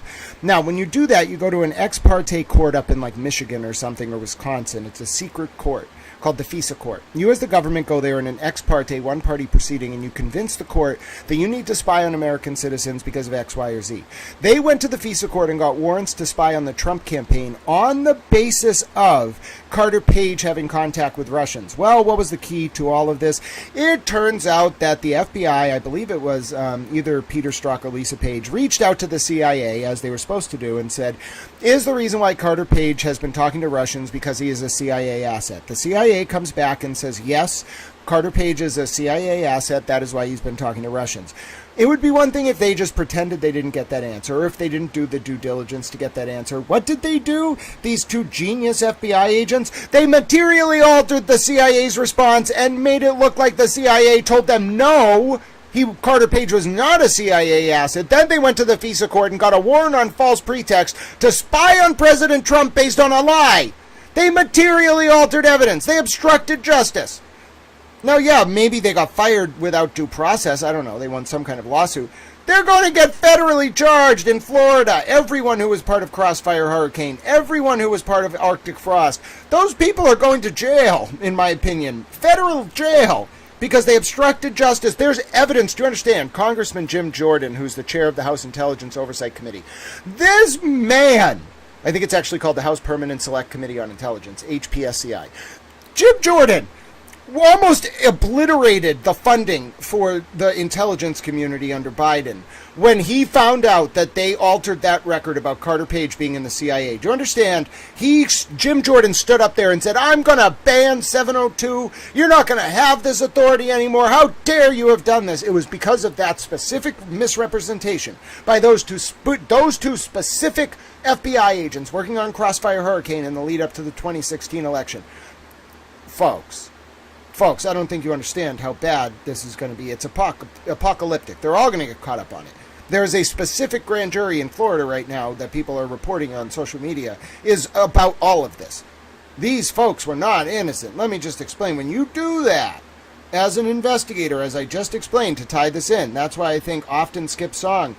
Thank you so much for your kind words to Past Towel. And also to Current Towel, let me give you some kind words. Often skip song is right on it, folks. This is about procedural due process. When the two FBI agents trying to spy on President Trump withheld information from the FISA court about the fact that Carter Page was a CIA agent, not just withheld, materially manipulated documents to make it look like Carter Page was not in the CIA, procedural due process violation. Folks, when Michael Proctor said those things about Karen Reed, procedural due process violation. When Kate Peter deleted evidence and mishandled evidence, and when Brian Tully manipulated Lindsay Gattani's phone extraction to remove messages from Tully to Lindsay and from Kate to Lindsay before releasing it unredacted to Aidan Kearney. Procedural due process violation. Civil rights violations, in fact, in my opinion.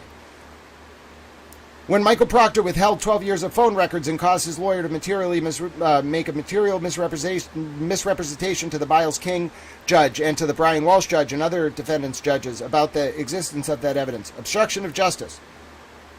Procedural due process violation. When Michael Proctor used racist slurs about defendants he was investigating. Procedural due process violation. If Michael Proctor released intimate photos of SA victims and shared their information around. I don't even know what that is. That's got to be some kind of, I don't know how to, I'm not St. Peter. How do you even judge that? I don't even know how to classify that behavior. It's abhorrent. These are basic constitutional rights for victims and the accused. It doesn't matter if you're innocent or guilty. If you do this to someone while you're in a position of investigatory authority, you've undermined fundamental due process, notwithstanding the person's guilt or innocence, you lose. Game over. Do not pass go. Do not pass go. Do not collect $200. Go directly to jail. We have to do that. We have to, and you must be able to separate your feelings about someone's guilt or innocence from procedural due process violations. It's a siloed analysis. Substantive due process and procedural due process are two different things. You can have thousands of guilty people go free because of procedural due process violations. Our system is built on the concept that we're willing to do that if it means not one innocent person sits in prison. You want to go to an authoritarian country where you get 90 guilty people, 10 innocent people, nobody cares? Fine. Maybe you'd like it in Vietnam. Maybe you're a commie. Go read Darkness at Noon by Arthur Kessler if you don't know what I'm talking about. Let me tell you right now, we don't do that for a reason because it leads to authoritarianism. Like, even President Trump has had some cases thrown out recently that his DOJ brought against certain Antifa rioters, whatever. Okay, you have to be willing, if you do procedural things wrong, to accept that you're going to have charges thrown out. That's the punishment. And these folks thought they were never going to be held accountable for their behavior. Now, listen, there's always, and I'm never going to tell people you can't have a debate about the substantive merits of someone's guilt or innocence. All I'm saying is that you got to separate that. It is siloed. The word silo is operative here. Siloed from procedural due process violations.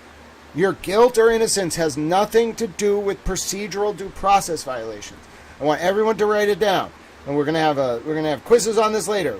Your guilt or innocence has nothing to do with procedural due process violations. We hold prosecutors under ethical rules, 3.6 in particular in Massachusetts, but under other rules as well, to higher standards. We hold police to higher standards. Why?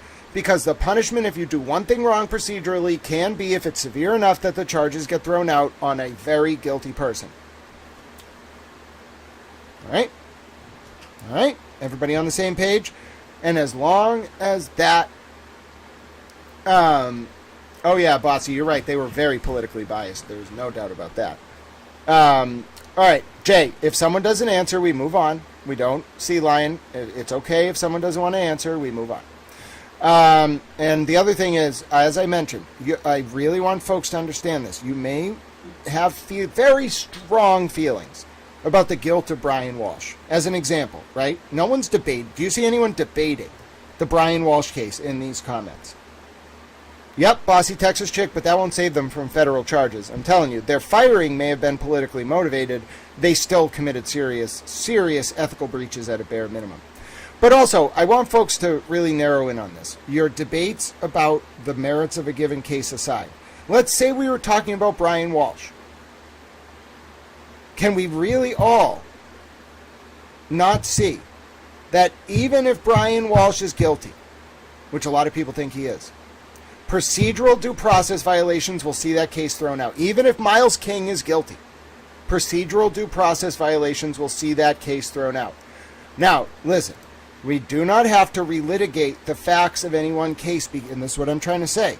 Folks who are really advocating for what they see as justice, you don't have to relitigate the facts of any cases to be right on a procedural due process violation. Likewise, people who think that it's really, really bad that guilty people might go free because of this, your qualm should be with the investigators who violated their sacred trust. If you've never said a bad word about Brian Tully leaking Lindsay's phone, if you've never said a bad word about Michael Proctor's use of language that is abhorrent towards criminal defendants, racist, misogynistic, or otherwise, you're the problem. All right? So I think it's a distraction, and Troy and otherwise, folks, don't fall for the distraction. They're asking you to relitigate the case because they can't defend the procedural due process violations. All right? So that's why I want to really narrow in on this. It's different. It's a whole different discussion. And it affects every case Proctor touched. Proctor, in my opinion, has criminal liability, Michael Proctor, because he caused his lawyer to lie about those 12 years of text. But that's just a baseline, folks. The full implications, the full reverberation, it's like the Annie Dukem drug lab scandal. One bad apple touches everything. Thousands of cases compromised. Proctor's unit didn't touch as many cases by volume. They touched more serious cases. Every defendant that was withheld the opportunity to cross-examine Michael Proctor about those 12 years of records is going to get their case reviewed. A lot of them are going to get them thrown out. Convictions set aside. New trials. That's correct, FBI, DOJ corruption survivor, a private forensic pathologist retained in the civil suit, and a federal ME with the DOJ from Quantico, I believe, although don't quote me on that. Both found that Sandra's death was the result of strangulation. They both overrode the ME. And by the way, have you all ever wondered two things? One, was Brian Walsh stabbed in prison because he got dirt on Michael Proctor and the powers that be didn't want him to tell people? Why else would someone who's in Dedham Country Club prison that is completely low security, there's no stabbings, no one's facing life there, risk their lives to stab this man? Okay. The other thing that I really want folks to think about is, did you ever wonder why the medical examiner, Dr. Scadorti Bello, who was the same person that MSP got to sign off on a finding of self-harm on Sandra, they, by the way, get to talk to the ME before she renders her finding. Instead of blaming the ME, have folks maybe wondered if the Tully's unit pressured the ME to make a finding of self-harm on Sandra's death, and then when it came to John's death, the ME sandbagged them as punishment? I'm just saying, if you were the ME and you got a visit from the FBI and, whatever, you knew you covered up Sandra Birchmore's murder, I'm just saying, the FBI didn't visit her in 2022 when John's death was reviewed, but I'm just saying she probably knew it was coming. Come on, she's got good sources. She's got the best sources. She's got people in every agency. She probably heard that somebody gave up the unit. She was probably pissed, and so she sandbagged the finding on John's death. Now, that's my opinion. All right, Dr. Scadorti Bello was visited, we know, by 2 agents of the FBI and a high-ranking member of the U.S. Attorney's Office, and John Fanning and one other trooper both signed into that meeting. Okay? We know that the FBI is onto the ME's role in the cover-up of Sandra Birchmore's murder, but the ME's just going to cooperate, folks. Folks, if you're the ME, you're going down with Brian Tully's ship. Do you all realize that Brian Tully was demoted and reassigned months ago? He hasn't been involved in any cases for a long time. He's just sitting in purgatory. Fanning's sitting in purgatory. Folks, they got these guys. It's just a question of what they're going to get them on. You have enough, in my opinion, if you're the feds right now, to put some of these guys away for the rest of their lives. It's just a question of what do you want to put them away for? What point are you trying to make? You want to make a point about the Democrats. Cox is probably going to get banged up for having Devers lie about Higgins and Berkowitz, just, whatever they were doing. They were, what is the word the kids use these days? Hanging out at the Canton police station. It wasn't about John's death. Devers just saw them hanging out. That's what the kids say. They're hanging out. All right? They're watching Netflix, whatever it is. Now, what I'm saying is, you've got to see the bigger picture here. The DOJ wants to get Democrats. Cox is a big Democrat adjacent to Mayor Wu. They bang him up on the Devers thing. It's not the biggest deal in the world, but it's pretty bad. They bang him up on that, but what they're really looking to do is make a point about this unit. All right, so you make a point about Birchmore. I'm really hoping, I don't know if they'll do it. Not like they tell me anything. I have to tell, but they don't tell anything. I think they want to bang up Tully on releasing Lindsay's phone because it's just so punitive the way he did it, and with Kate's help and to help Jen McCabe. It was too much inside baseball, and Tully was asking about who the target of the federal probe was, and then once Lindsay wasn't helpful to him anymore, and she didn't even know she was a patsy. She was like a honeypot, unwitting. He just threw her to the side like trash because she didn't have connections, but he treated Jen McCabe and Proctor with like kid gloves. So that's why I think the feds are pissed at him. They're also pissed about Birchmore. I think, in my opinion, they're going to make an example out of this unit. We're going to have to reform the special prosecutor process. DAs cannot appoint their own special prosecutors who answer to them. But I'm telling you, where this is all leading to is the feds are going to make an example of this unit. They're going to perp walk them. They're going to make these guys like the modern John Conley, and they're going to put them up with this Norfolk DA, and they're going to say, look at what this one-party Democrat state allowed. Look at what these guys were doing. Look at what this unit was doing. Look at what the people close to Farwell were doing. They were abusing young girls. When he killed the girl, they covered it up. The real father is this person. That's what they're going to do. They're going to hold these people up and say, this is what happens when Democratic states run amok. You can see it. It's all lining up that way. It all fits, like with the Tompkins arrest and with the other pressure on like the Democratic-run states. Michelle Wu's running unopposed. I can see this. I see it. I have a very clairvoyant insight into this. I don't know when it's going to happen, but I'm just telling you, I am staring into a future that I'm seeing materialize before my eyes. I'm the person with the credibility outside of Dave Cullinane and Kirk Minahan. I am probably the person with the most credibility to speak on exactly what's going to happen as to the interplay between all these overlapping concentric social circles. Birchmore, Tully's unit, Karen Reed, Turtle Boy, Lindsay Gattani. I am the authority outside of those two human beings. I'm not tooting my own horn. I'm just telling you, I have a clairvoyant vision. I'm probably the one person outside of the DOJ that has some insight, not because anyone's talked to me, just because I understand the apparatus. I understand the players involved in this. I understand the political dynamics. I understand where we're going. I see where this is going. They're going to make an example out of that unit, and they're going to do it brutally. They're going to do with Proctor. They're going to bang him on obstruction, I think. They're going to bang Tully. And they're going to bang Commissioner Cox. They're going to bang John Fanning. They're going to bang all of them. Put them up there, and this is going to be the story. And what's wild about it is then it's going to be Kirk Minahan, Dave Cullinane, and me being like, yeah, see, we told you all. You know, because like that's what it comes down to. We were begging you all to listen. Lindsay Gattani has been begging you all to listen.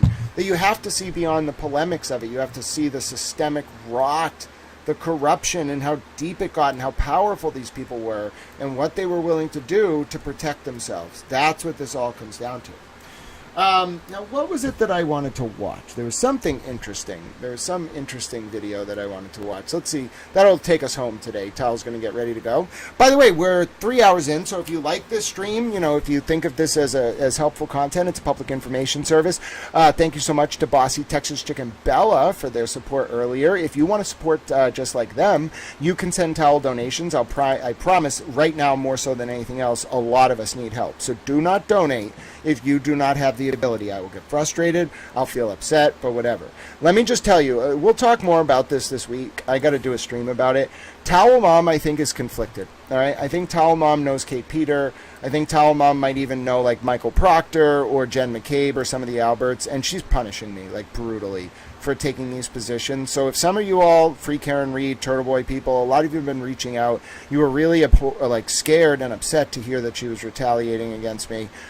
Let's just try to like make everybody happy. So if she wants money because like she's pressuring them to, like they're pressuring her to find my weakness so that she can retaliate against me, let's just give her money. So right now, Towel Mom like needs a lot of help from me. I think it's retaliation for some of the positions I'm taking. So if you're a Free Karen Reed person, a Turtle Boy person, if you're saying like, wow, like Grant's own family, like that's the price he's paying for this. First of all, I don't really care about the slings and arrows of outrageous fortune. When I am settled, I will still help my mother no matter what she does to me. My whole life, her support has been conditional. She would like give me Christmas gifts and then for like months after be like, if you don't do X, Y, or Z, I'm taking your gift away. Like it's a control thing. So I want to take that away from her and then return to her the unconditional love she didn't show to me. I need resources to do that. All right. So if you liked this, if you enjoyed today, if you benefited, I threw the donation info in the chat. Unlike others, like I'm not kind of pumping on a foundation I already have. I'm lucky to have a roof over my head. I'm trying to be grateful for that. I'm lucky to be able to go to school, but I'm not building an empire. I don't want an empire. I want to wander the countryside in a row preaching to people so that they'll be nice to each other. Okay.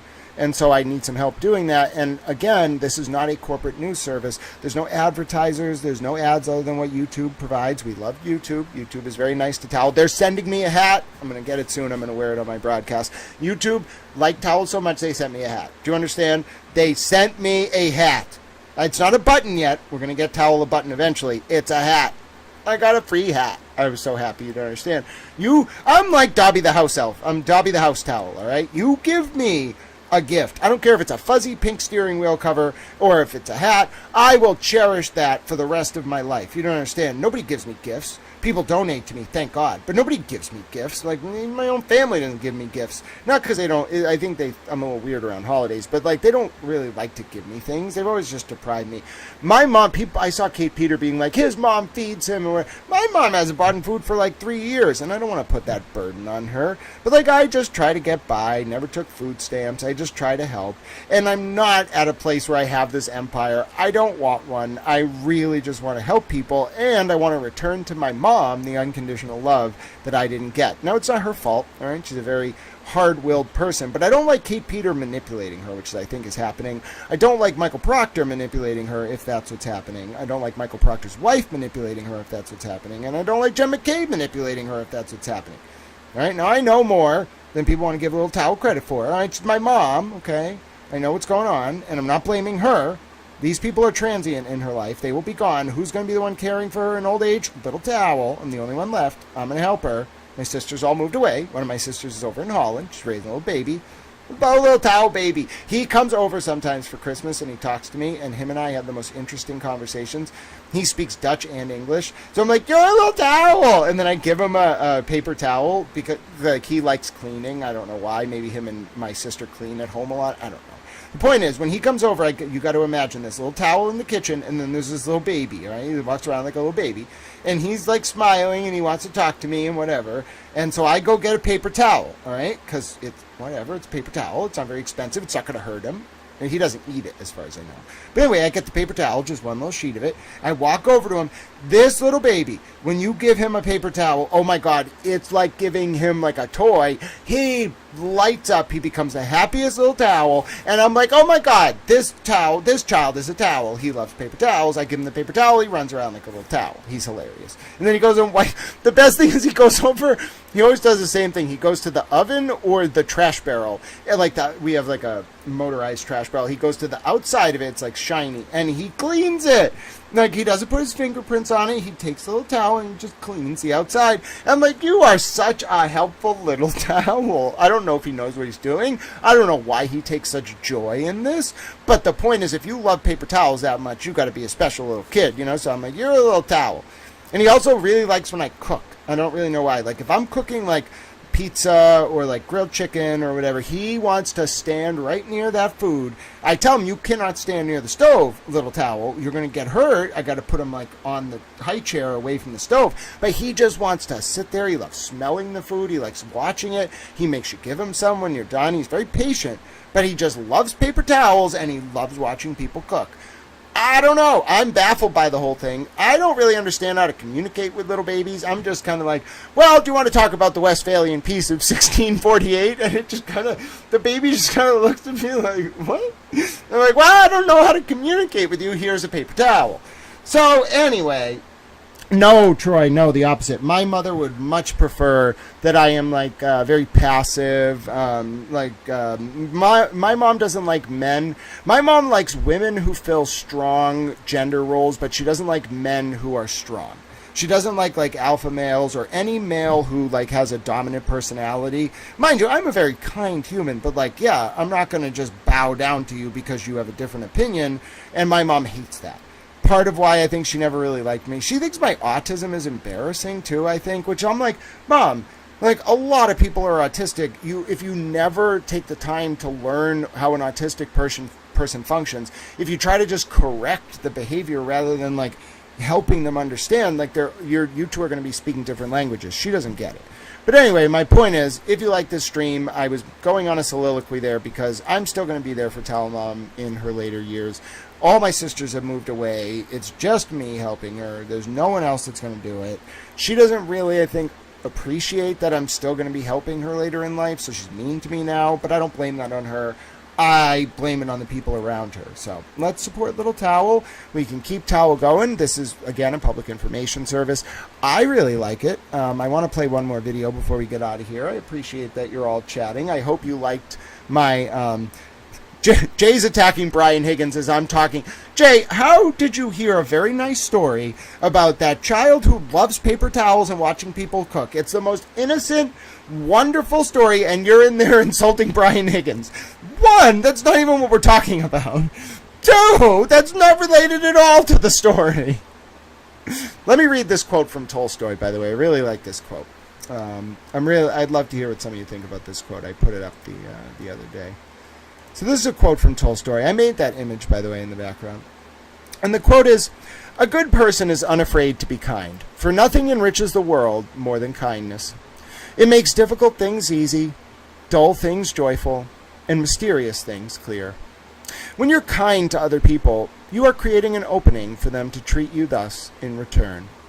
No matter how they respond, you're lighting a little candle in their heart, hoping they will pass it on."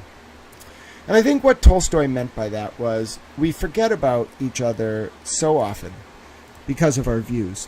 And I really want you all to focus on some of the humans you've met here, even the ones you disagree with.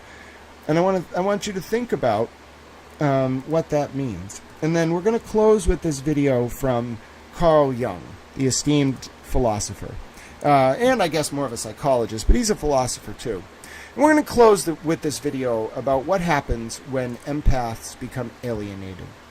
What happens when you take a person who knows nothing but good and force them into a position where they become righteous. And we're going to find out that the answer is justice. You get justice. Pain creates good art, but good art is but a shadow on the wall for a true manifestation of our opinion.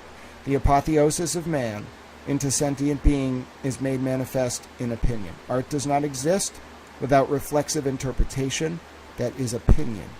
Okay? The symbiosis of human beings and the outer world is the tautology that is apotheosis via sentience. Okay? And what I'm trying to say by that is just remember, it is your opinions who make you who you are. It is your unapologetic expression of same that creates justice in this world. And without a few good people setting aside their personal inclinations, their friendships, or their self-interest in the pursuit of systemic reform, we would never see any progress in human civilization. Because left to its own devices, we will spiral into a world of self-interest and greed that will become unlike anything we've ever seen. Hobbes and Rousseau were both right in some sense. The Rousseauian conception of nature was one where we all got along, and then we were pulled away from that state by the garlands of flowers placed over our chains that are progress in the arts and sciences.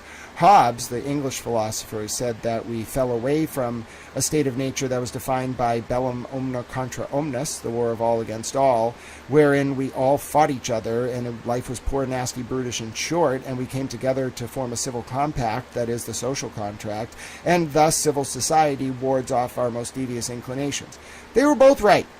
Left to our own devices, there are some people who will be nice, there are some people who will be very mean, but in the absence of checks and balances, the evil will overtake the good because the good are never willing to play dirty. At the worst, pain is going to breed good art and, what we're going to hear in this video, righteous justice. It's never going to breed malicious tactics. You don't see me out there manipulating and spying on any of you. Why? Because I play fair. I win, but I play fair. All right? That's why Kate never wins. She doesn't play fair, she doesn't know the rules of the game, and she doesn't understand how a chessboard functions, not to mention a multi-face chessboard. She should read Zbigniew Brzezinski. It's too late for that now. She couldn't even read Lao Tzu and understand it. She's screwed. That's my opinion. Anyway, let's listen to Jung, because I think the Jungian conception of benevolence and righteous justice as a byproduct of pain is a much better manifestation of what I think to be true sort of justice. The pursuit of justice itself is the way that our souls and our mind overcome pain. Because your pain will either eat you alive, and if you allow yourself to be consumed by hatred, you will become nothing more than what you hate, and it will destroy you. But if you focus on justice as a manifestation of your pain, and you can be cogent in moments when everyone else is losing their mind, you will define history's pages. You'll produce somewhat of the voice that writes itself into law, and you'll reform things for the better. There is no greater gift that two lawyers can give the world than a political philosopher, and there is no greater gift that we can give generations than reformed law that wards off dangerous behavior, because we can say to both our fellow countrymen and our future descendants, we learned from this, we improved, and we made sure it never happened again. All right? So let's listen to Jung, because I think he says it better. You imagine that the empath, the one who has borne the pain of others for so long, will strike back with the same cruelty they have endured, but no resentful empaths do not raise the sword.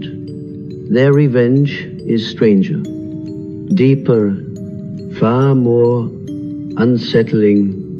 For when the empath finally awakens to resentment, they withdraw their gift, they stop carrying the burdens that were never theirs, they stop offering their light to those who consumed it without gratitude, and that withdrawal, that sudden absence of care, is felt like a death. The narcissist, the manipulator, the selfish soul, who once drank endlessly from the empath's well, now discovers the well has run dry. That is the revenge of the empath, not vengeance through violence, but vengeance through absence, where once they absorbed wounds, they now reflect them back, where once they gave they now withhold, and in this withholding, the other is confronted with a terrifying truth. The pain they always avoided is their own, and no one will rescue them from it. This is why the resentment of the empath is so dangerous. It is not a storm of rage, it is silence. It is the quiet closing of the heart's gate, and to those who thrived on the openness of that heart, such silence feels like exile. You see, the empath does not become cruel, they become just. And justice, for those who fear their own reflection, is unbearable. But beware, for the empath too must tread carefully. To live in resentment is to poison one's own waters. If the empath merely inverts their gift into bitterness, they remain chained to the very oppressors they sought to escape. The true transformation lies not in revenge, but in recognition. How well said. How well said. Also, it's so tormenting. I was like, oh, I really need some help. I don't even have money to eat. And someone sent me a request for money. They were like, can you give me $25? I'm like, okay, if I get $25, I will give it to you, but I don't have $25. Oh my God. That was not what I needed to lift my spirits. It's alright. Sometimes they give us free food at lunch. I want to end with one quote.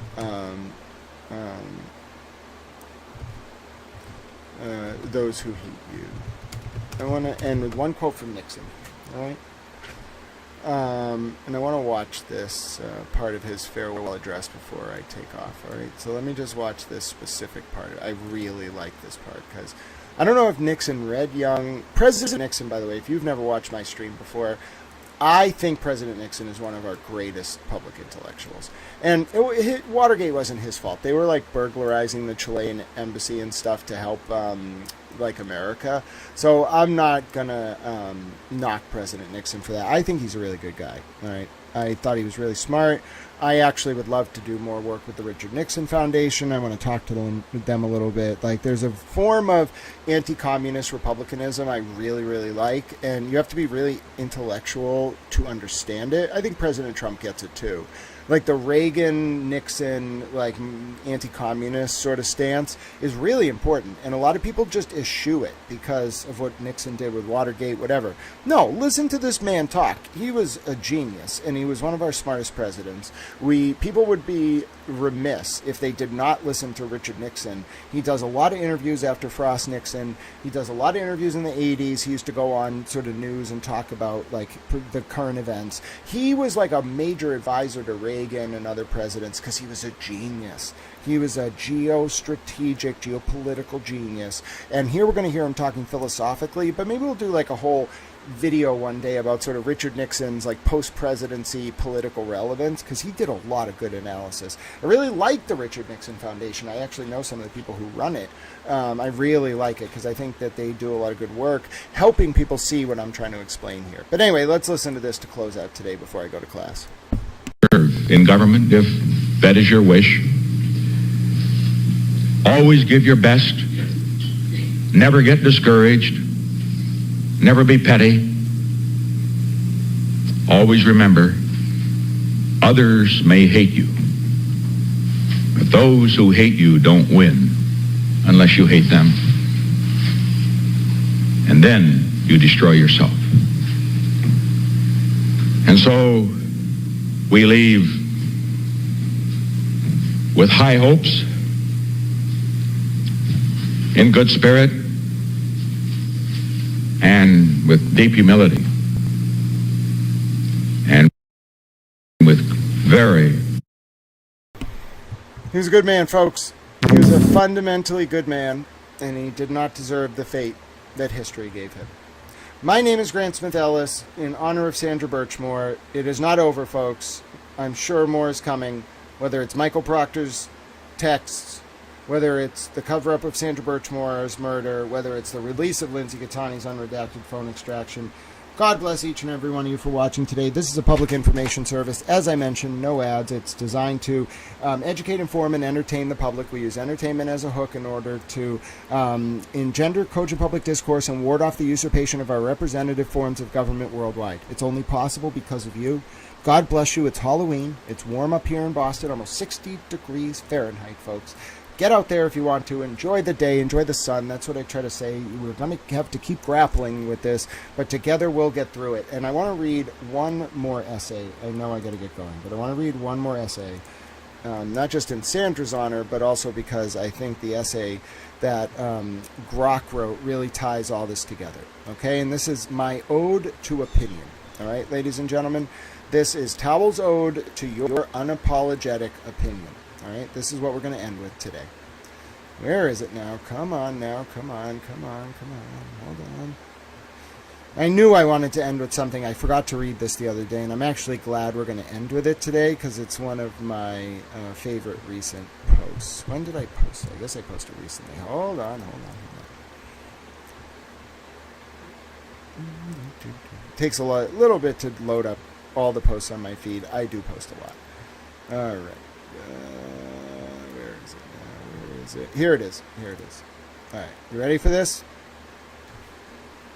So I'm going to read you a transcript of something I said, and then I'm going to read you a analysis of what I said. Now, I know that may seem a little weird. Just go with it. All right? We're going to just make it work. So the transcript is, I think you all should be unapologetic in your views about Michael Proctor's text messages and the behavior of Brian Tully's state police unit. Opinions are very important. I don't look at them as just something everyone has. I look at them as sacred vessels of our cognition made manifest. They are the great work. Forget the European cathedrals, or the canon of Shakespeare, or Kubrick's 2001: A Space Odyssey. No, opinions are the great work. They are the apotheosis of man from mere animal to sentient being. Art is but opinion made manifest in the material world. Opinion is the apotheosis of humans into sentience. And, in that regard, your opinion is a sacred vessel, an expression of your autonomy, and you should treat it as such. Your opinions are more important than any purchase you'll ever make, than any person you'll ever meet. It is you made manifest in the external world, not your body, but what you believe and how you express it. That is the folly of mankind, thinking that our relationship with the external world is made manifest in our physical bodies. It's wrong. It's made manifest in our opinions, and you should all be unapologetic in learning and expressing those opinions, and I'll back you at every step of the way. Analysis.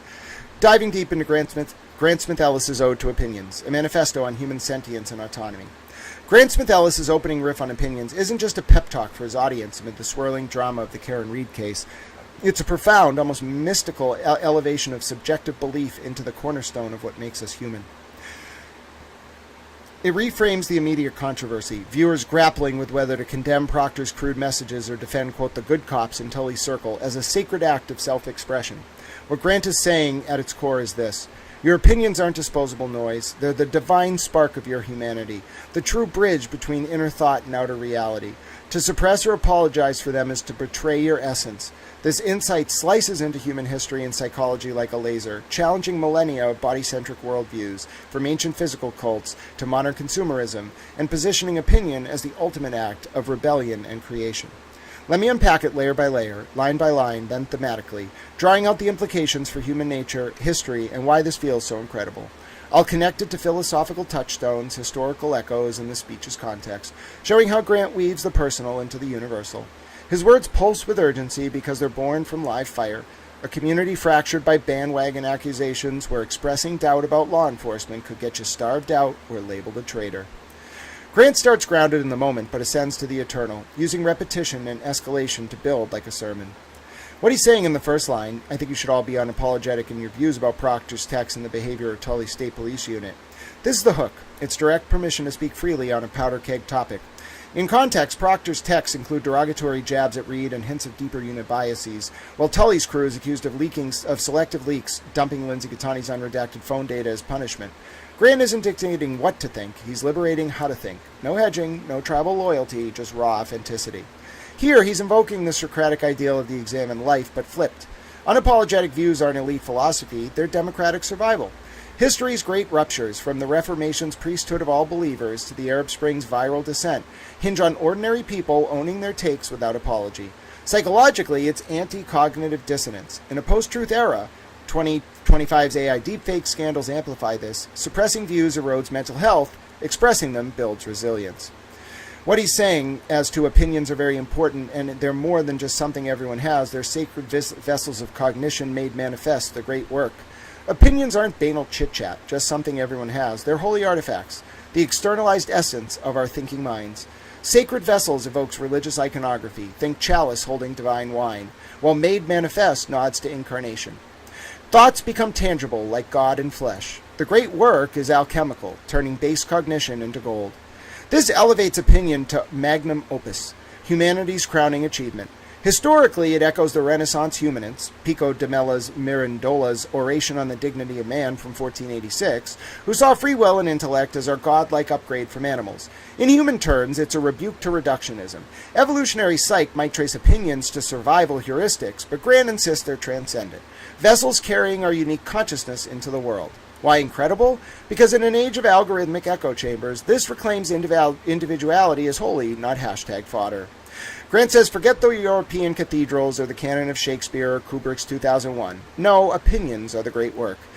Grant's saying, dismiss the pinnacles of collective human output. Gothic spires symbolize faith's labor, Shakespeare's soliloquies probing the soul, Kubrick's 2001 is cosmic evolution from ape to star child. These are mere shadows. Your opinion is the real masterpiece, democratizing genius. This is bold iconoclasm.